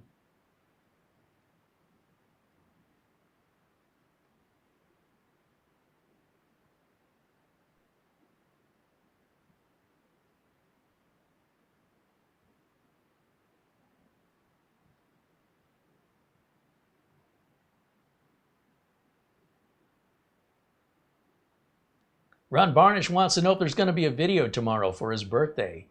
I don't know yet, Ron. We're still putting together Friday's video. And sometimes, like today's video, didn't get put together until late last night. And Tuesday's video also didn't even get decided until an hour before showtime. We knew the night before we were going to do something, but we just didn't know what. I don't know yet. We'll always have a show on Friday. In one way or the other, we certainly wish you a happy birthday. And hopefully we will have some content tomorrow. I don't know yet.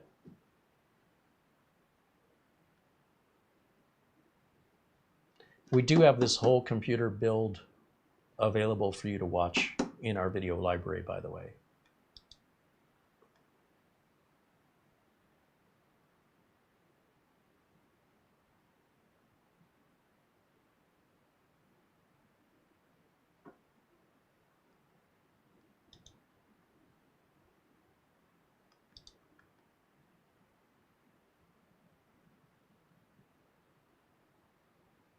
Jet says we should update every machine. We will in time. We will in time.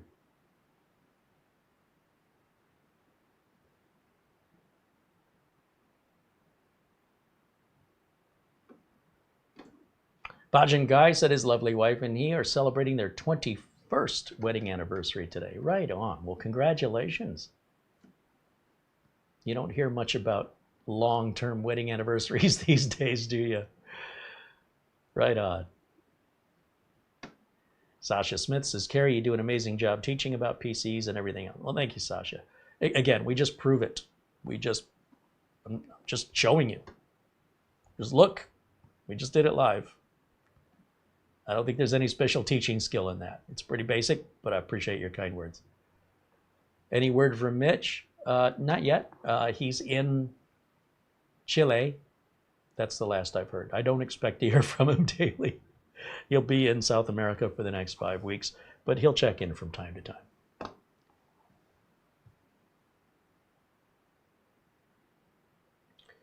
Charlie Purdy wants to know, is the MS-01 updated? It is. Yeah, MS-01 was updated to 24H2 some time ago.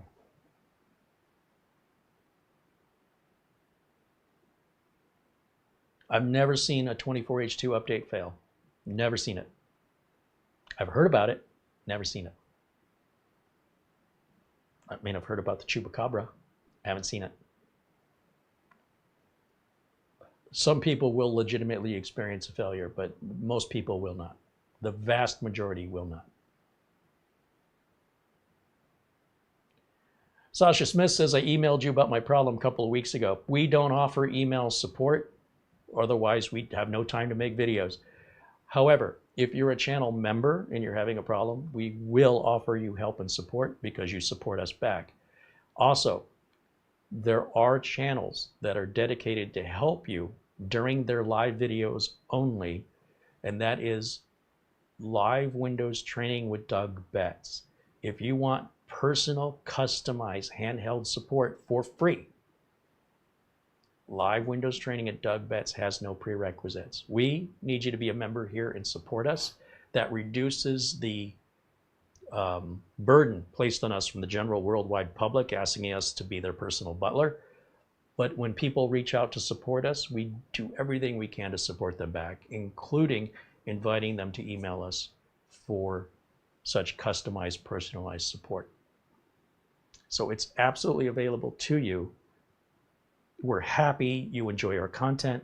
If you feel it has value, please support us, especially if you want something from us personally. We're more than happy to return what is offered. And we start first, right? We start by offering the content for you for free. Unless you want us to make edited, scripted commercials like a lot of the big tech channels do, somebody's got to pay the bills. So we're asking for our viewers to be our sponsors. That way we can maintain speaking the honest truth, even if a company doesn't like it or not. We're not beholden to them. If we cannot generate enough revenue to pay the bills at the end of the month, there's going to be a lot less content. That's all I can tell you. So everybody you see in the chat room that's green, we love hearing from our members. If they need anything and we can supply it, we're happy to. From our members who are in white, we're glad you're joining us. We're glad you are seeing value in what we provide. And if you would like more than that, personalized to you, please offer us something. And the great way you can offer us something, if you want more, is to sign up and support with the channel membership. It means a lot to us. And more importantly, if nothing else, we're happy that you're a part of our community. And as long as you're willing to take what we're offering, you're free to take it. The minute you want something specific for you, please offer something specific to us. We'll be more than happy to return it. It's just a, you get what you give kind of a scenario. We're trying to encourage people to not, we're trying to encourage people to be thoughtful of the value of someone else's time and the costs it takes to do these things, whether you're in a position where you cannot do that or you don't want to. It's fine, you don't have to. But at the same time, I'm not expecting anybody to wait on me hand and foot without me paying them to do so. So in the meantime, our members, they enable us to make this content. Without all those members in green, you would not have this video to watch. So we cannot thank them enough for that. Otherwise, I'd be standing here talking about some men's grooming products or some other nonsense that has nothing to do with tech, and I won't sink myself that low. I'd rather not make the video. At the end of the day, I got the same bills to pay you do. So if I'm spending the majority of my time making videos, how am I earning any money? That's the challenge of being a content creator. I wouldn't say full-time, but more than part-time, 3/4 time. But I love doing it. I love the community, and I love to give back to people who have given to us. And we try to just keep that reciprocal back and forth, right? If it's all one way, if somebody's constantly giving and we're not returning, if we're always giving and they're not returning, things get off balance. So that's the reasoning behind it. But I have to say, Doug Betts, live Windows training with Doug Betts. When he is live, he'll help you with any computer problem you have. If you want to talk to him privately, you have to pay for that. That's pretty common business model for obvious reasons. If his time is worth your time, he deserves to get paid. I think it's Mike's Unboxing Reviews and How-Tos says, I have a skull shaver video coming up. Shill mode activated. You know what? I might need one of those. The days are counting down for me, Mike. Soon we will be brothers in bald. I can't imagine your female audience is going to very much care about a head shaver. But you know what? Maybe I'm wrong. Maybe you got a lot of Sinead O'Connors and Annie Lennoxes out there. I don't know. William Lynn says, what is the free tech support website you had recommended in the past? Hey, I have an idea. I'm listening. We can do a shaver and I can shave my head. You're going to shave your head? Shave all my hair off. And then I could grow it out into some weird patterns. Let's not and say we did.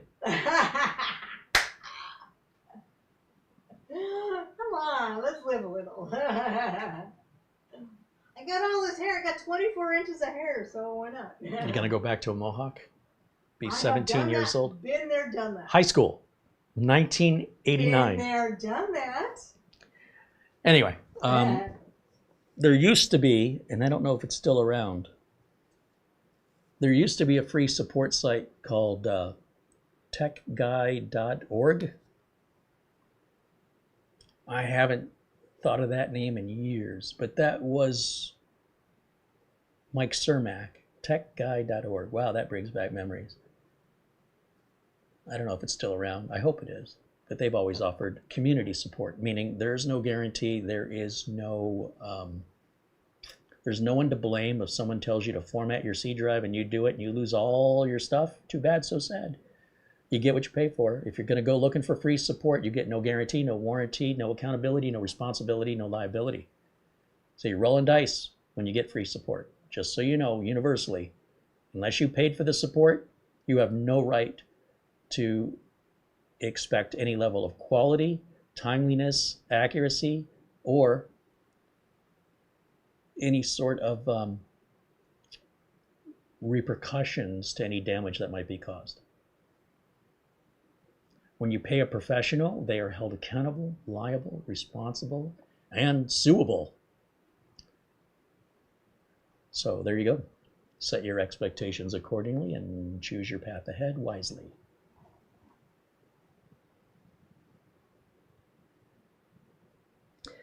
I don't see, apart from LRCX there in the chat that was asking about doing a AMD mini PC.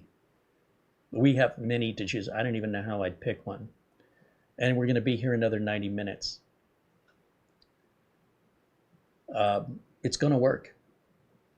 So if I was seeing a lot of other people, jumping on board besides LRCX, I'd do it. But that's the only one I've seen so far. So we don't have a consensus to stay. I think I've pretty well done my job in establishing. I have proven to you that it is going to work. Now you prove to me that it won't. Now it's on you. If you choose to not believe what you've just seen, prove me wrong. In the meantime, again, be sure and check out Mike's unboxing reviews and how-tos. Fantastic content. And certainly not a competitor in this space. He's a peer. Equal to or greater than. And his content is fantastic. I think if you watch one of his videos, you're going to watch another one. You can't watch just one. I can't.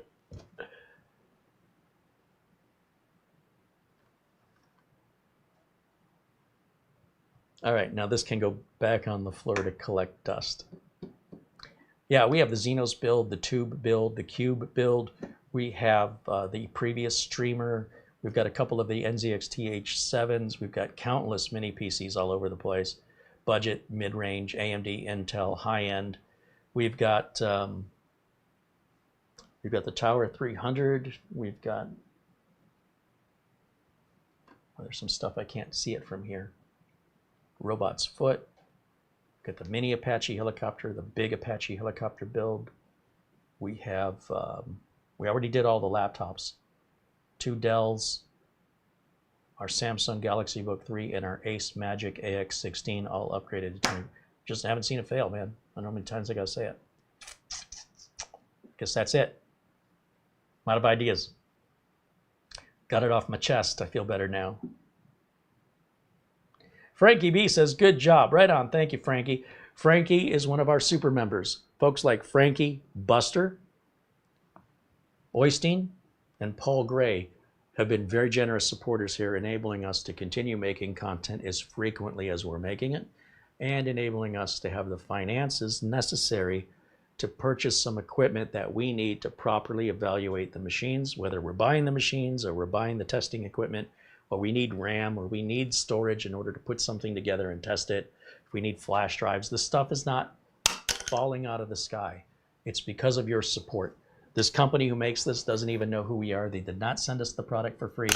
This was not sent to us for free. This was all financed by our viewers, without whom this would not be on the table. So we cannot thank those who contribute enough, because without them, those who watch and don't contribute wouldn't have this to watch. So if I sound biased to those people, you can imagine how grateful I feel if you were in my shoes. Because I love to do it. I just can't afford to self-finance it. In the meantime, hopefully things will turn around where YouTube can pay again. But at this point, it's such little numbers that YouTube's paying. It's not even, this is not a good time.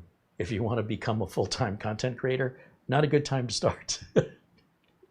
Hope you got enough money in the bank for about 2 years to build up, and then give yourself another 3 years to earn the money back you earned in the first 2 years that you spent. But hopefully it'll turn around, because it would be lovely if it were viable just through ads.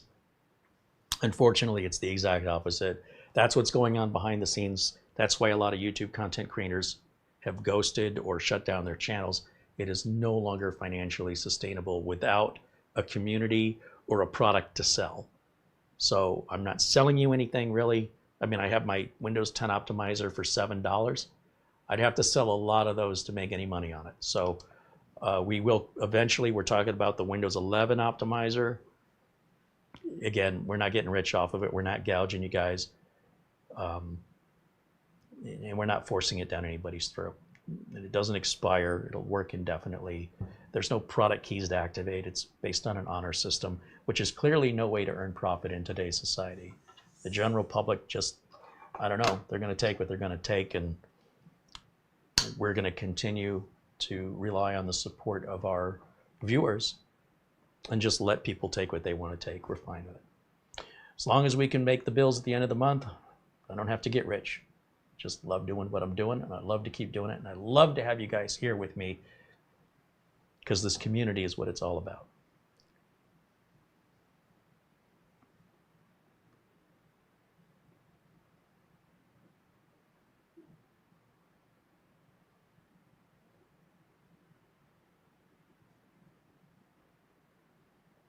I think that catches us up. Thank you again for hanging out. We'll see you all again very, very soon, and we're always live on Fridays at 1 o'clock Pacific time. Again, I don't know about tomorrow yet, but yeah, 24H2. I don't know what more you could want. Single best most reliable update, most polished update. Not perfect, but better than I've seen from Microsoft ever. Is there room for improvement? Nothing's perfect, but out of the gate, Microsoft did a good job on this one. That's coming from me. That's not easy for me to say, but truth is truth, and you're here to witness it. I'll see you all soon. Until next time, bye for now.